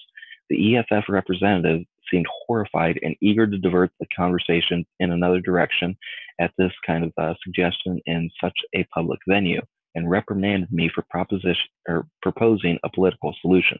Regulation is the last thing we ever want. It should only ever be a last resort. End of discussion. Next question. Thank you for pointing that out. pointing out that the emperor has no clothes here. Julian Assange previously wrote an entire book, When Google Met WikiLeaks, on the deep ties between Google and the State Department, suggesting they are essentially one and the same. Look at the bios of the EFF board of directors, and you discover a computer science distinguished career professor at Carnegie Mellon University, the institution famously caught accepting $1 million from the FBI to unmask Tor users after receiving a subpoena. An ex-Obama White House science and technology policy developer, also ex-Department of Health and Human Sciences, and ex-CTO of the World Economic Forum, the literal hub of the globalism worldwide. Ex-vice president and general counsel of Verizon Communications, a massive telco neck-deep in domestic spying programs, also a vendor to the G8. Sherry Steele, EFF's ex-executive director for 15 years, famously married to self-admitted NSA contractor. You can read his blog about her. Sherry moved from the EFF to Tor in December 2015. Oh. Can you still hear me? Yes. Okay, my Bluetooth just beeped. In December 2015, and within 6 months oversaw the rolling of the entire board of the Tor project. Despite having moved to Tor, she remains on the board of the EFF. The ties to the World Economic Forum are particularly interesting. Founded by an ex-Bilderberg Steering Committee member, the forum brings a who's who of moneyed elites from industry and government together to plot out the future of humanity. They openly advocate transhumanism, corporatism, and globalism. Membership to the WEF starts at $50,000 for an individual and $500,000 for a company per year. The WEF meeting at Davos was where EFF co-founder John Perry Barlow famously wrote A Declaration of the Independence of Cyberspace in 1996. Indeed, the WEF immortalized the recently deceased Barlow in his poignant obituary, which screams about openness and internet freedom until you get to the fine print. After waxing lyrical about this, about his ideals and narrative switches to undermine them, there is general consensus that the path we are on is not sustainable, but there are no silver bullets here. We want to be able to leverage large-scale intelligence to stop human trafficking while also protecting the privacy of the vast majority. In the above, large-scale intelligence is a euphemism for mass surveillance. Shortly thereafter, the obituary propagates the idea that users fear over the sovereignty of their own data as irrelevant in the information age. We can argue all day about who owns my data, but in an internet world, as data is an infinitely replicable, non-exclusive good, does the question even make sense? The obituary quotes Cindy Cohn, the executive director of the Electric Frontier Foundation and a longtime co-worker of Barlow's, accepts he was sometimes held up as a straw man for a kind of naive techno-utopianism that believed that the internet could solve all of humanity's problems. While going on to frame the internet as being a melting pot of the collective decisions of millions of users, the article tacitly admits governments have fully understood the power such as ubiquitous medium offers, both in terms of gathering intelligence and exerting influence. There can no longer be any doubt as to the extent that the EFF is in bed with the government. State Department programs are not the only government entities that have been receiving EFF invoices.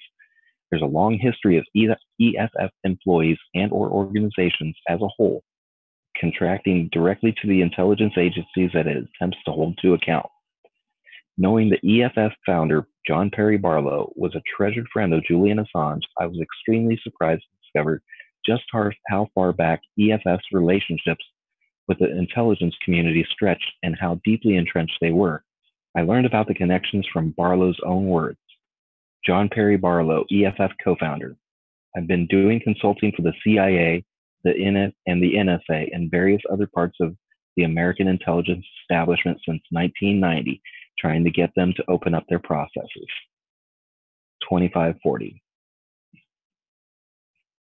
In a massive article for Forbes in 2002 entitled Why Spy?, Barlow recounts his then decades plus of contracting to the CIA and NSA.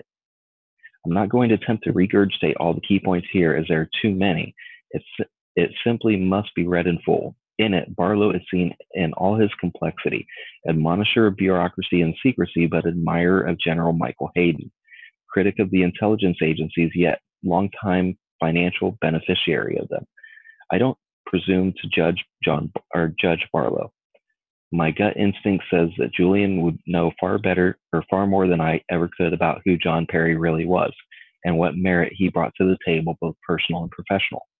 But I can say this: in the wake of the SecureDrop developer James Dolan's passing, I discussed what I learned about Barlow with a major WikiLeaks supporter in an unencrypted forum. That person pointed out many of our extended friends in privacy activism had ties to or had worked for intelligence agencies. I responded that a litmus test for Barlow's legitimacy would be whether or not he had become a target. For one is not able to act against the interests of the intelligence agencies without falling into their crosshairs. In all my years of activism, I'd never heard a single bad word said about the EFF, nor was I ever of any discernible smear campaign against them.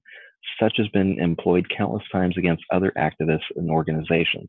I surmise that the lack of institutional attacks against EFF suggests that the organization is not a target. I pointed out that I didn't know Barlow personally, but that those who did would be able to quickly determine whether he was made to pay a price for his criticism of the agencies and his support of Snowden, Julian, and WikiLeaks. That was in January. By February 9th, the Freedom of the Press Foundation and others were announcing that Barlow, who it was widely known had been very ill for an extended period of time, had passed away on the 22nd anniversary of his authorship of the Declaration of the Independence of Cyberspace. Despite John Perry Barlow tweets out, despite the many people I know and respect in the CIA, that Julian Assange is right when he says it's dangerously incompetent. It is. And that's on May 16th of 2017 at 8:45 p.m. EFF has 4 current lawsuits against NSA. First Unitarian versus NSA, EFF's case challenging the NSA's phone metadata surveillance. Jewel versus NSA, EFF's case changing the NSA's dragnet surveillance. Hepting versus AT&T, EFF's case that challenged AT&T's complicity in illegal NSA spying. Smith versus Obama, EFF's appeal with the ACLU of Idaho's nurses challenge to the NSA's phone metadata surveillance. Given its ex-legal director Sherry Steele is literally in bed with an NSA contractor, it is hard to ignore the nagging possibility that by proxy, through the EFF, these lawsuits might effectively be the NSA suing the NSA. The EFF has also compiled a comprehensive timeline of NSA spying revelations with zero mention of EFF's own involvement with and ties to the NSA. Of particular note is their extensive commentary of the events in the year 2002, the year in which Barlow was most closely rubbing shoulders with Hayden. The relationship is not disclosed. Regardless of what is going on at the top of the organization, it is abundantly clear to me that at the bottom of it, talented privacy activists are recruited to work on legitimate projects and to lend the EFF street cred. FOIA researcher Rachel Tackett also discussed this with me, stating, I also wanted to reiterate that some of the people at EFF might believe that they are doing good and trying to do the right thing. Criticism of nonprofits in the U.S. is still a very rare viewpoint to have, especially outside of the more radical anarchist scene. If you engage with some people in the U.S. who work for nonprofits, especially middle and lower employees, some of them may just have zero awareness of who their funders are. They may also understand the criticisms. They may also not understand the criticisms of nonprofit culture. They could be very confused about why anyone would criticize their organization. It is not long ago that that one's a very special note. It is not long ago that I would have shared their confusion. The defining moments in my own awakening to the dual purposes of nonprofits lay within the combination of Chelsea Manning's testimony at her court-martial hearing and within the Snowden documents. From the former, I learned that a network anonymity tool heavily promoted to activists worldwide in the pretext of protecting them is in fact a part of the US military software kill chain. And here Suzie tweets out on January 10th, 2018 at 7:33 p.m. I and many of my friends and fellow activists have been Tor users and advocates for years. We've long known about their state DoD funding, but we didn't know the true reasons why it was being funded. Tor is a part of the US military software kill chain. To be fair, the Tor project discloses this fact on its website, but uses vastly different language to do it. Military targeting practices are described as being aimed at insurgents, and Tor is framed at protecting the military rather than aiding them in killing people. The global war on terror, by definition, as spelled out by George W. Bush and many intelligence agency executives since, dramatically expand both the definition of who can be defined as an enemy and where. The whole world is a battlefield, and we were told post 9/11, and that is precisely what it has become. In the myriad talks and discussions I have witnessed on the benefits of Tor over the years, never once have I heard frank mention of the fact that prevalent use of Tor was aiding the ability of the US military to mask their kill traffic. From our Decipher U project studying the Snowden documents, we have learned about the ways the NSA uses some nonprofit organizations as a cover for its activities and how it targets others. At this point, it seems the NGOs are either forced to be complicit with the empire in order to prosper, or subjected to targeting for maintaining their integrity. With 99 percenters at the bottom and 1 percenters at the top, it's pretty clear in which category EFF falls. I created the following slide to encapsulate the relationships between the people mentioned in this article and in the context of the EFF's relationship to FPF and Secure Drop. And this is a very good diagram that everybody should check out. It helps out to understand these different relationships. All of the key players involved in developing Secure Drop either have a hostile relationship with WikiLeaks or are deceased. A majority of the board members of the FPF have extremely close ties with EFF. Given all the evidence presented in this article, it can no longer be acceptable for EFF to retain such a heavy influence on the Freedom of the Press Foundation, if the latter is to remain independent. Provenance. Thanks, Fly. No problem. All right, I did not know that it was going to last over 3 hours to read this article. I knew it was going to be long, but wow. All right, I think we're getting... we do have about an hour left to go. Did you want to hold off and read it later? No, might as well finish now. We can probably just hold off on discussions to another night. Okay, sounds good. All right, Provenance. Being Julian Assange is named in homage to arguably my favorite movie of all time, being John Malkovich. Its #1 placement in my affections is contended only by Leaving Las Vegas.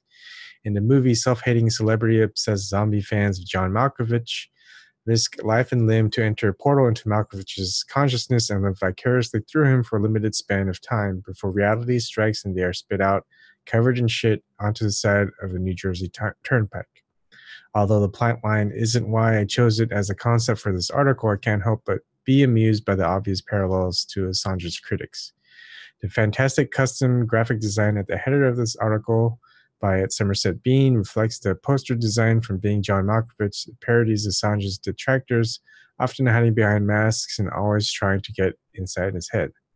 Freedom of the Press Foundation board member John Cusack's performance in Being John Malkovich is, in my opinion, a career best. He artfully assumes a deranged, tortured puppeteer, tired of his mundane daily existence, frustrated by his unfulfilled dreams, and obsessed with the work crush, who turns access into Malkovich's inner existence into a pretty profit before his fixation consumes him utterly. This article has monopolized my time for more than a third of a year. The research phase spanned months. The writing phase is more than 2 weeks straight of 12 to 20-hour days. The article now stretches well over 15,000 words and may need to be consumed by readers in several sittings. The hundreds of hours invested have been for one very grave reason. I am concerned that Julian Assange is slowly dying in front of our eyes while we argue about his tweets. While Julian has never asked for our pity, quite the opposite, he regularly shakes off any discussion about his suffering. In good conscience, I refuse to be silent in the face of the obvious physical degradation that is resulting from his unjust and illegal arbitrary detention. I'll go ahead and read the next part since I was short. The doctor's orders. We can't say that we haven't been warned. More than 4 years into Julian's arbitrary detention into the Ecuadorian embassy, WikiLeaks published the findings of medical personnel who had examined him to gauge the physical and psychological effects of his unprecedented confinement. According to a trauma and psychological expert who assessed Assange, Julian's situation is tantamount to a prisoner being detained indefinitely but without a prisoner's normal health care. The ill effects go far beyond those we have commonly heard about: the lack of sunlight and resulting vitamin D deficiency, the undiagnosed and thus untreated shoulder injury, the lack of dental care. 2.5 years ago, Julian needed a root canal and is yet to receive it, or Julian only being able to breathe recirculated air. There are psychological effects upon Julian that we could only have guessed at, but which the medical reports lay bare. For he who is hunted by the world's best funded and most vicious intelligence agencies to reveal any new avenue for personal attack can present a more mortal threat. According to the report, Julian was particularly reticent about alluding to any vulnerability or any concern that his cognitive or emotional faculties might be degraded as a result of his situation. This inability to freely confide in medical professionals or to admit the full extent of his own suffering to others around him prohibits it being meaningfully addressed, if this is even feasible anyway. The doctor reports Mr. Assange reiterated that he fears medical information about him will be used against him and that he cannot appear weak in his current circumstances. This exacerbates his mental isolation while contributing to the public perception of Julian as being somehow invulnerable or superhuman.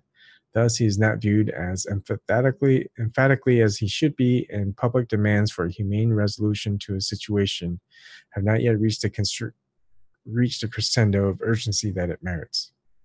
The medical report continues. There is clinical evidence to suggest that Mr. Assange is suffering from significant alterations in his sense of time, space, and internal perceptions of his body in relationship to the external environment. These changes are all consistent with the restrictions associated with his current living condition. While Julian's self-perception is being affected by his limited personal space and his physical restrictions on his body, he is fully aware of the extent of the oppressive forces laid out around him beyond the walls of the embassy. Police forces, including counterterrorism personnel, numbering up to 100 full-time positions, staff 3 rings of surveillance around the embassy 24/7. Menacing incidents and intrusions abound, from plainclothes officers armed with submachine guns to a would-be cat burglar attempting to scale the facade of the building to the delivery of an envelope containing white powder. Constant death threats and calls for Julian's assassination makes last week's pronouncement by an MI6 affiliated municipal court judge that Julian could merely sun himself on the first balcony of the embassy both sickly ironic and insulting to the intelligence of the public. Suzie Dawson tweets, "This is the most sick, twisted, malicious, and vacuous statements ever made." Vacuums. The judge is literally regurgitating the same troll lies as the GCHQ plant fake accounts circulate on social media. So badly has she been misled by the prosecution or above. In response to Roland and Sue at Survivors 3 Susan, judge. 4th point regarding hashtag Assange suffering health. Already served sentence. Judge. I do not accept there is no sunlight. I've seen pics of him in the balcony. At J Court at Suzie 3D at Julian Assange, or hashtag J Court. This is on February 13, 2018 at 6:31 a.m. A tweet by Craig Mary. At Craig Murray Org, Assange judge's husband runs security firm with ex-head of MI6 Security Intelligence Consultancy. SC Strategy Limited has only 3 directors. One is the husband of the judge in yesterday's Assange ruling. One is the former head of MI6, Sir John. This is in February 14, 2018 at 5 a.m.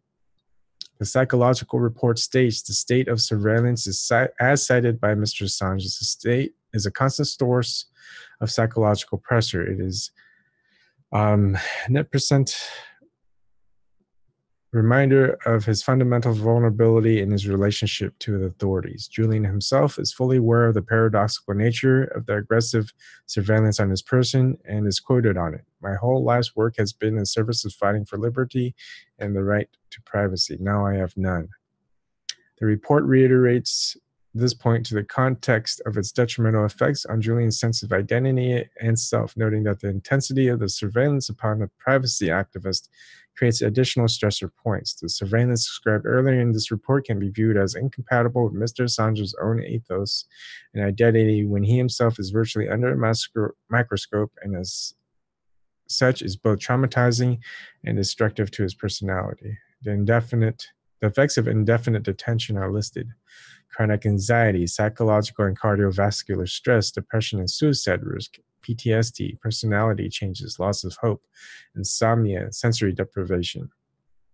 Julian spoke about the way his perceptions are being altered.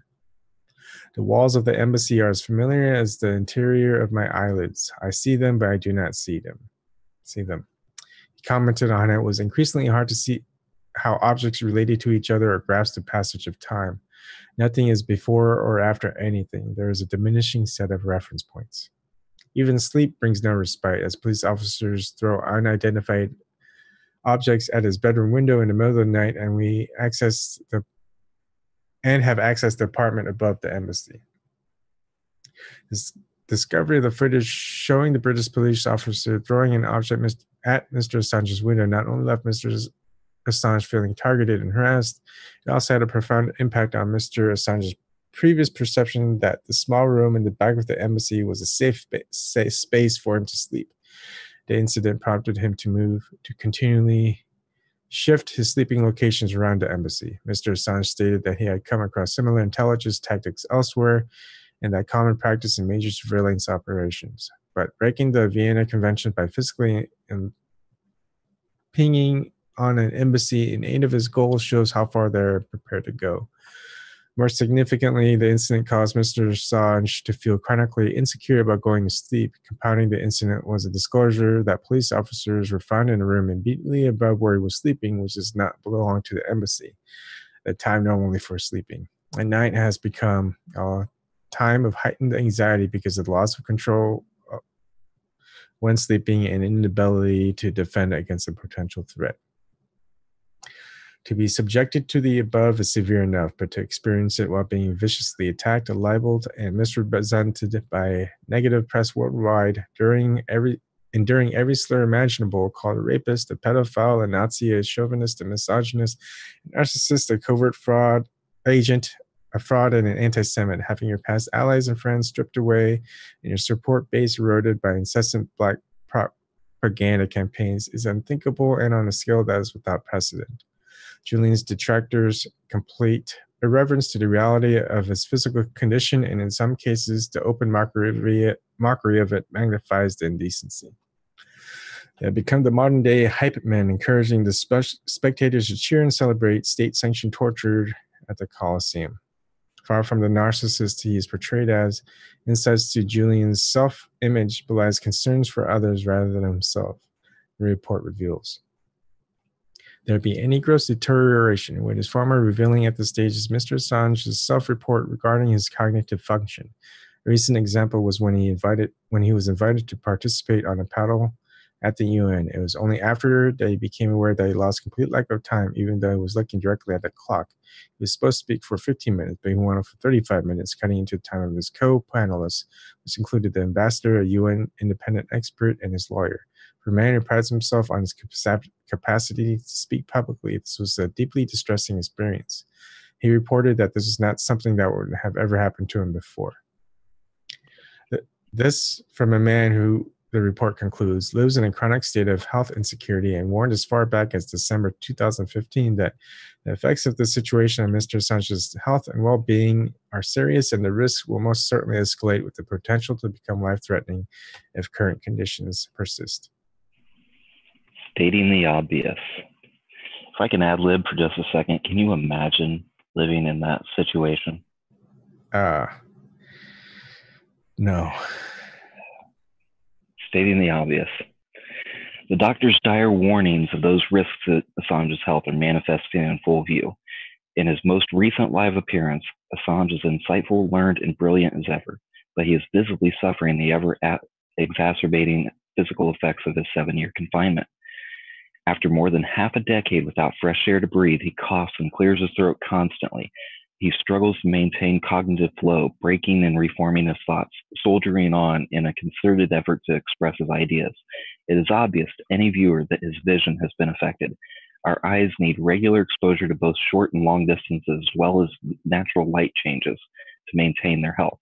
With only 4 close walls to look at, Assange faces partial blindness, as well as a host of other negative effects from his unjust confinement. Although there are countless social media threads and tweets circulating about Julian and WikiLeaks every day, few of them seem to register the serious and grave possibility that, immersed in our own collective complacency, we may lose him forever. Mostly, they are instead filled with either outright conspiracy theories, Julian is dead and CIA custody, etc., or endless reconstructed conjecture about his personal proclivities, opinions, quirks, or relationships. Even among more highbrow Twitterati circles, myriad Assange imposter accounts are gifted an undeserved legitimacy through retweets from established mainstream journalists replete with blue verified checkmarks. Meanwhile, the most vitriolic of detractors overtly wish doom, death, and destruction upon Assange. Again, the calls for assassination are coming from verified Twitter accounts. Alexander Halliday, I consider him a fugitive from justice, and I want to have a drone bomb him. But those who argue that the world would be better off without WikiLeaks may soon live to regret their ignorance if the day comes when the same systems and resources that have so avidly sought its demise are freed from their encumbrances and unleashed upon new targets. WikiLeaks. Pentagon readies 120-strong DIA FBI team to tackle WikiLeaks. Multiple. That's on October 19th of 2010, 9:40 a.m. Giant U.S. FBI CIA task force to try to stop WikiLeaks. That's on April 5th of 2012, 3:50 p.m. Assange, the FBI and NSA and CIA, etc., 12 U.S. agencies. The investigation into WikiLeaks has been the largest into a publisher ever. January 17th, 2014, at 9:57 a.m. Did you know CIA has been covertly investigating us since early 2010 and later created WikiLeaks Task Force? December 18th, 2014, 6:47 a.m. FOIA. Pentagon's 300-strong WikiLeaks task force recycled to handle Snowden crisis. June 4th, 2015, 11:16 a.m. Hillary emails U.S. World of Government. WikiLeaks task force spans CIA to Treasury. Secretary calls. This one's really kind of hard to reach or hard to read. Anyway, January 1st of 2016, 6:05 p.m. WikiLeaks is the dam holding back the tide of intelligence agency resources used to target them. If we allow cracks in the bulwark to go undressed, the day will come when the dam bursts and we will find ourselves drowning in the deluge. That was kind of short. Do you want me to continue? Sure, if you want. Sure. Something has got to give, and it's us. To make changes, we have to care and implore those around us to care also. Edward Snowden told the world in a Reddit AMA on Christmas Eve. This is what we do. Those of us who hold our humanity dear, us activists, we care. We care so much that we put our principles ahead of our well-being, our conscience ahead of our profitability, our compassion ahead of our personal ambitions, even when it entails great sacrifice and seemingly little reward. The military, by comparison, teaches soldiers to be dispassionate, to psychologically separate themselves from their humanity. Blind obedience and conformity, which in and of themselves are tiny deaths of identity, cannot coexist with independent thought. Soldiers are taught to mentally abdicate their volition, not to think, but merely to react in an ingrained fashion, to let others, their superiors, think for them, to forfeit steering the courses of their own lives, one action at a time. Where activists focus on healing our broken societies and involving them, soldiers simply focus on a mission assigned to them by shadowy, privileged bureaucrats they've never met to undermine, disempower, and defeat an enemy. Increasingly, activists risk being socially engineered into becoming the soldiers of the empire, so much so that the lines between those who themselves were once hunted and those who hunted them are becoming blurred. And the same stalwarts of established power structures that support the military are now aligning with activists and calling themselves the resistance.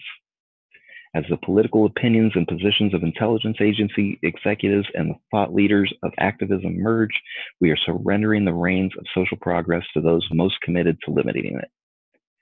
And then here we have General Michael Hayden retweeting himself. This is who we are, or who we are becoming. I have wasted 40 years of my life. Until now, it was not possible for me to conceive of an American president capable of such an outrageous assault on truth, a free press, or the First Amendment. And that doesn't have a date. And George Takei says, cringeworthy indeed.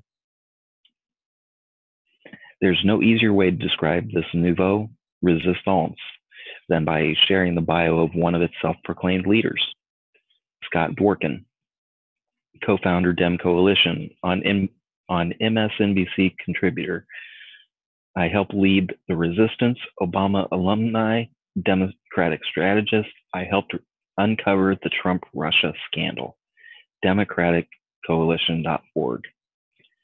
I helped lead #the resistance. Gone are the days of freedom fighters like Mandela at the head of the people's struggles. Now we get ex-heads of intelligence agencies, Hollywood stars, and the millionaire funders of notoriously corrupt politicians as the self-described leaders of the resistance. I was mortified when a long-term and very persecuted activist and new media stalwart explained to me very frankly why some activists opposing Trump were knowingly choosing to get in bed with the very same intelligence agencies who had been trying to destroy their lives in the years prior. Paraphrasing him, he said, "We should pursue our shared goals to bring down Trump. Then we can deal with them after that."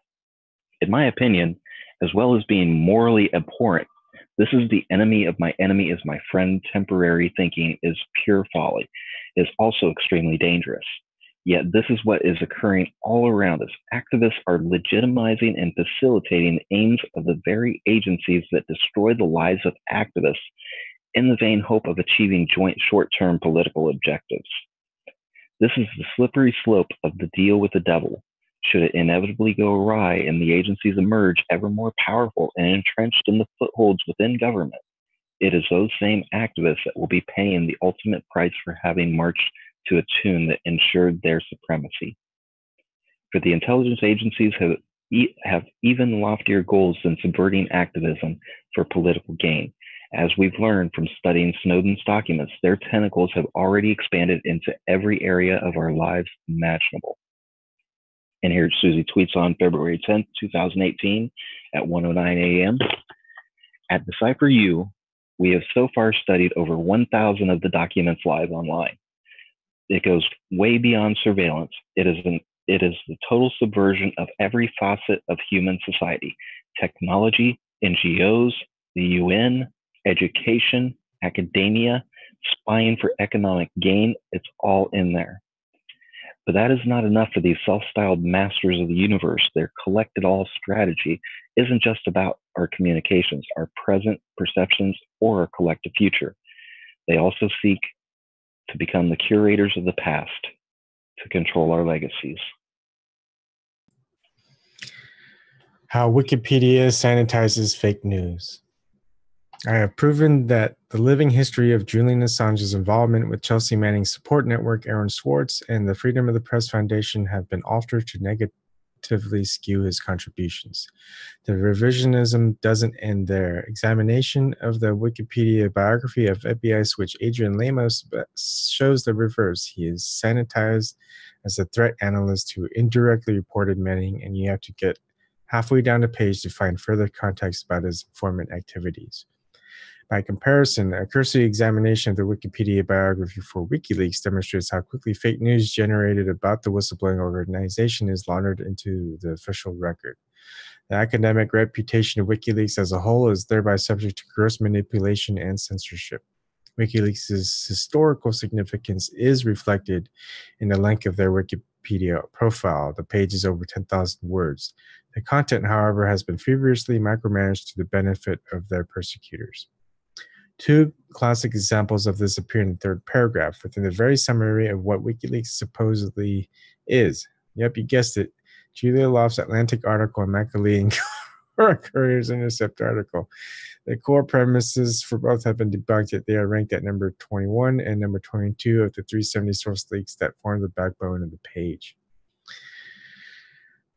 There is no mention of or reference to the critical deconstructions that discredit either piece. Why? Because articles whose falsehoods have been perpetrated by moneyed organizations with editorial boards are acceptable to Wikipedia, an encyclopedic tool utilized by millions of students and teachers worldwide. But articles published by independent sources are not, even when the latter demonstrates greater analytical merit than the former. By this mechanism, lines are indelibly etched into the history books where the truth is censored out of them. The opinions of intelligence agencies are ranked even higher than the other mainstream slurs of WikiLeaks. The Wikipedia source link at number 22 goes 10 steps further, attempting to depict Assange and WikiLeaks as being sympathetic to Putin and Russia. The New York Times article in question attempts to downplay WikiLeaks' releases that have implications for both. It states, notably absent from Mr. Assange's analysis, however, was criticism of another world power, Russia, or its president, Vladimir V. Putin, who have hardly lived up to WikiLeaks' ideal of transparency. One must then read to the 20th paragraph of the article before it begrudgingly admits that WikiLeaks has published detrimental information about Russia. But the author contains this by limiting it to Manning's Cablegate leaks, a cache of State Department cables, and writes off the significance as being far more damaging to United States interests than to Russia's. In actuality, 660,036 WikiLeaks documents name Russia, and they are from 19 separate WikiLeaks releases, not just Cablegate. The suggestion that all of these are more damaging to the US than Russia is not only completely inane, but provably false. One very pertinent example we know from the WikiLeaks hacking team releases that the Italian mercenary surveillance company was selling their technology to a Russian military agency. Tweet by Max Sedan. Among others, at hacking team sold surveillance tools to the security services of Azerbaijan, Kazakhstan, and Uzbekistan. And that was on July 6, 2015. And he replied on his own tweet, at hacking team also sold surveillance technology to Kvant, a Russian military intelligence factory. And that was at 7:25 a.m. on July 6, 2015. The same release also contains information about Russia's activities in the Ukraine, an extremely contentious topic for Russian government. Of course, this is not news to those of us who actually bother reading what WikiLeaks documents have to say about Russia. Caitlin Johnstone has also made mincemeat of the WikiLeaks is pro-Russia conspiracy theory, and in doing so, sourced my original research from my 2015 article on the same topic. The sad fact is that those who are genuinely interested in evidentiary truth about Russia will find exponentially more of it in the WikiLeaks releases than they ever will in reading hit pieces about Julian Assange. In their zeal to align WikiLeaks with Russia and Putin, those same critics will likewise ignore the fact that I am highlighting this information about Russian military intelligence while living in extremely tenuous circumstances in Moscow, engaged in the process of seeking temporary asylum due to threats on my life. that I am bringing attention to this truth at my own peril does not suit their narrative. Emancipating history. Julian Assange's true legacy is a lesson in personal agency. He did not sit and wait for the better world he hoped for to miraculously materialize. He is neither utopian nor idealist. He knew he had to create it. Julian has done so by scrutinizing the past, scrying into the future, and then shaping the present. He is extremely pragmatic in his thinking, yet intuitive to boot, a rare combination. His past writings are the closest glimpse of his inner world as we may ever be able to access, other than the manifestations of those narrated hopes and dreams that bleed through into his actions. He has taken that action relentlessly, both in spite of and because of the dismal outlook humankind has made for itself. Julian is not an agent of any nation. He is an agent of change. Stagnation is his enemy. Even stationary in the embassy for over 2,000 days, Assange never allows himself, WikiLeaks, or society to stagnate. There's always a new day. There's always progress, forward momentum, a new initiative, another release. There's always change. To recognize this is to truly understand his actions surrounding the 2016 election. By design, the limited options produced by the electoral systems provided a little promise. The only choice was, as he warned us, between cholera and gonorrhea. In such a dichotomy, what would an agent of change do? Regardless of her hatred for WikiLeaks and threats against Assange, enabling the continuation of the ruling elite Hillary Clinton represented would never have appealed to Julian. He has been railed against them his whole life because it is they that shepherded society into this mess and most profit from it. He could not single-handedly cure the disease, but he did offer us a brief respite of a switch in malady.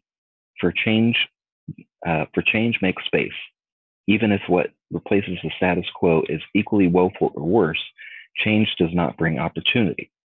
Or change does bring opportunity. It was always up to us to grab the reins. It still is. When Trump was elected, I said privately, "We've bought 6 months." I was talking about World War III. The sheer logistics of change of the US regime gifted the world of a temporary pause in the bloodletting. How many lives were saved in that window of time? Had Clinton gotten in, we would have seen an immediate acceleration in death and destruction. WikiLeaks is an anti-war organization. I am always astonished by those who fail to recognize the simple fact. Julian is from a line of anti-war activists. When Lady Gaga asked him how he feels, he replied, "I don't care how I feel." When anyone gets close to touching on his personal suffering, he diverts the focus to those on this planet who may not live out the day without being shot or having a bomb dropped on them. I've seen him do this time and time again in interviews throughout the years whenever the hardships are raised. What about the people of Iraq, he asks. What about the people in Syria? Detractors claim WikiLeaks put lives at risk to distract you from reality. WikiLeaks saves lives. It is a true purpose for its existence. This goes beyond the many whistleblowers and journalists it has valiantly fought to save and to protect. WikiLeaks exists to end wars, to raise the political stakes so high on governments and on the military-industrial complex that it has the potential to impact deployment, withdrawal, and resourcing decisions, precisely as Manning's leaks are credited with doing. Julian's personal power is at its core rooted in solidarity with the suffering of others and personal agency to do something about it, rather than his oft-praised fierce intellect mastering a philosophy or technical ability. While you are talking smack about Julian Assange, he is saving another whistleblower, facilitating another leak, handing us on a platter the true history hidden from us. Cowards loathe him. The corrupt fear him. The heroic help him. Thank you. I think this might be the last part. It starts with this. Sometimes we hear things, we are told things, we believe things, we know things, but they still don't sink in until we feel them. When the penny drops, then we can begin to see things more clearly. Then we can change them. Feel the walls that you have been looking for at 6 years closing in around you. Feel the days without closure bleed into months and into years. Imagine watching your children grow up on a screen, listen down a wire as the birthdays, weddings, and funerals you can never attend pass by. Imagine being in constant fear for the safety of everyone you care about. Now, imagine knowing that despite all the degradation and hardship, the difference that you make in the world can save millions of people. Feel the determination well within you to fight on no matter what. Imagine being Julian Assange.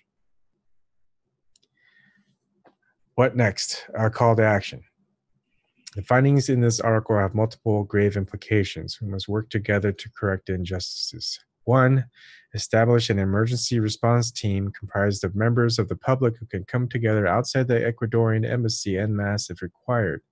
Sometimes to achieve justice, we have to take matters into our own hands. We call for the WikiLeaks task force to form an action group that people who want to help Julian can register for, that can be triggered into the event of an imminent threat to Julian Assange. For example, London police violating the sanctity of the embassy and attempting to arrest him, or any other immediate risk to Assange's well-being. If activated, an emergency alert will be sent to all members of the action group asking that they assemble at the embassy immediately. 2. Email Freedom of the Press Foundation asked to immediately act to reinstate the anonymous donations channel to WikiLeaks. Send a polite email to info@freedom.press or use the contact form on their website to send them a message. Suggested text. FPF board member Daniel Ellsberg said in 2012 that the purpose of the FPF anonymous donation channel to WikiLeaks was to provide legal protections to members of the public who wish to donate to WikiLeaks. FPF's cessation of the service potentially exposes private citizens to legal jeopardy. I respectfully request that you immediately act to reinstate the donation channel to WikiLeaks in service to the public good. 3. Email The Intercept and complain about Micah Lee and Cora Korea's reckless journalistic practices and ask that their article be amended accordingly. Send a polite email to betsy.reed@theintercept.com, editor-in-chief to The Intercept, suggested text. As evidence in the article being Julian Assange at contraspin.co.nz, reckless actions by the Intercept reporters Micah Lee and Cora Courier have resulted in proven harm to the future ability of transparency campaigners to petition members of Parliament to raise awareness and financial support for whistleblowers. This is a violation of the public good and has also materially damaged the reputation of the Intercept. I respectfully request that you take reasonable and prompt action to sanction these reports accordingly. 4. Share this article. We live in an Orwellian age of suppression of information. It is up to you to seed this across the internet if you want to help achieve change. Clarification, March 9th, 2018. This article initially included a call to action for WikiLeaks to establish a publishing arm with an editorial board to publish works from independent media so they could qualify for inclusion with Wikipedia. WikiLeaks is obviously already a full-fledged publisher with a full editorial board. They have an unblemished, pristine professional publishing track record tracking back over a decade. The intention was only to suggest that an additional separate publication and board be set up to review and publish works that currently only exist in the blogosphere and are thus ignored by Wikipedia. The original wording of all of the call to action was ambiguous, unclear, and has thus been removed. Authors note a huge thank you to Elizabeth Lee Voss, editor-in-chief of Disobedient Media, who spent dozens and dozens of hours tirelessly editing and proofreading this article to me.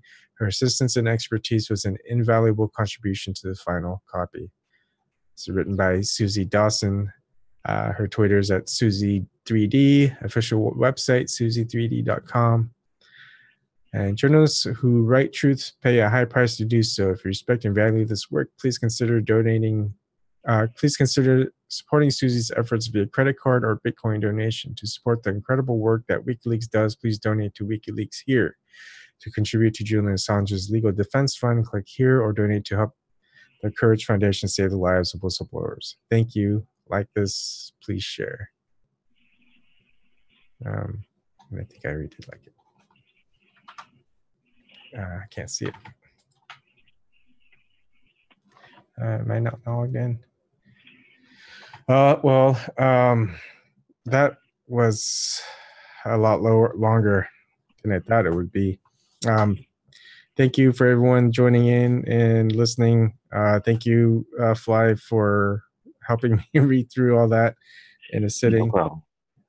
Some people, I prefer reading by myself, not out loud, but I just kind of wanted people who don't like to read by themselves, maybe who prefer others read to them while they're doing dishes or like folding laundry or something like that. And then they can come in afterwards to have a conversation about it. I think we will end on this note. And thank you for Suzie for writing this. And it was well worth the time where we were waiting for If I can pipe in for just a second, Sure. You didn't realize it, but Suzie was watching. Oh, she came in and she said hi to everybody. Awesome. And she said this was a great idea. Yeah. So I'm gonna go over to Man to Talk with James's channel. He's got his channel set up. Tomorrow night we'll go ahead and continue and just do the discussion on the article. So all right, thank you, Ebon. All right, thank you, Fly. Thank you, everybody, and we'll see you tomorrow.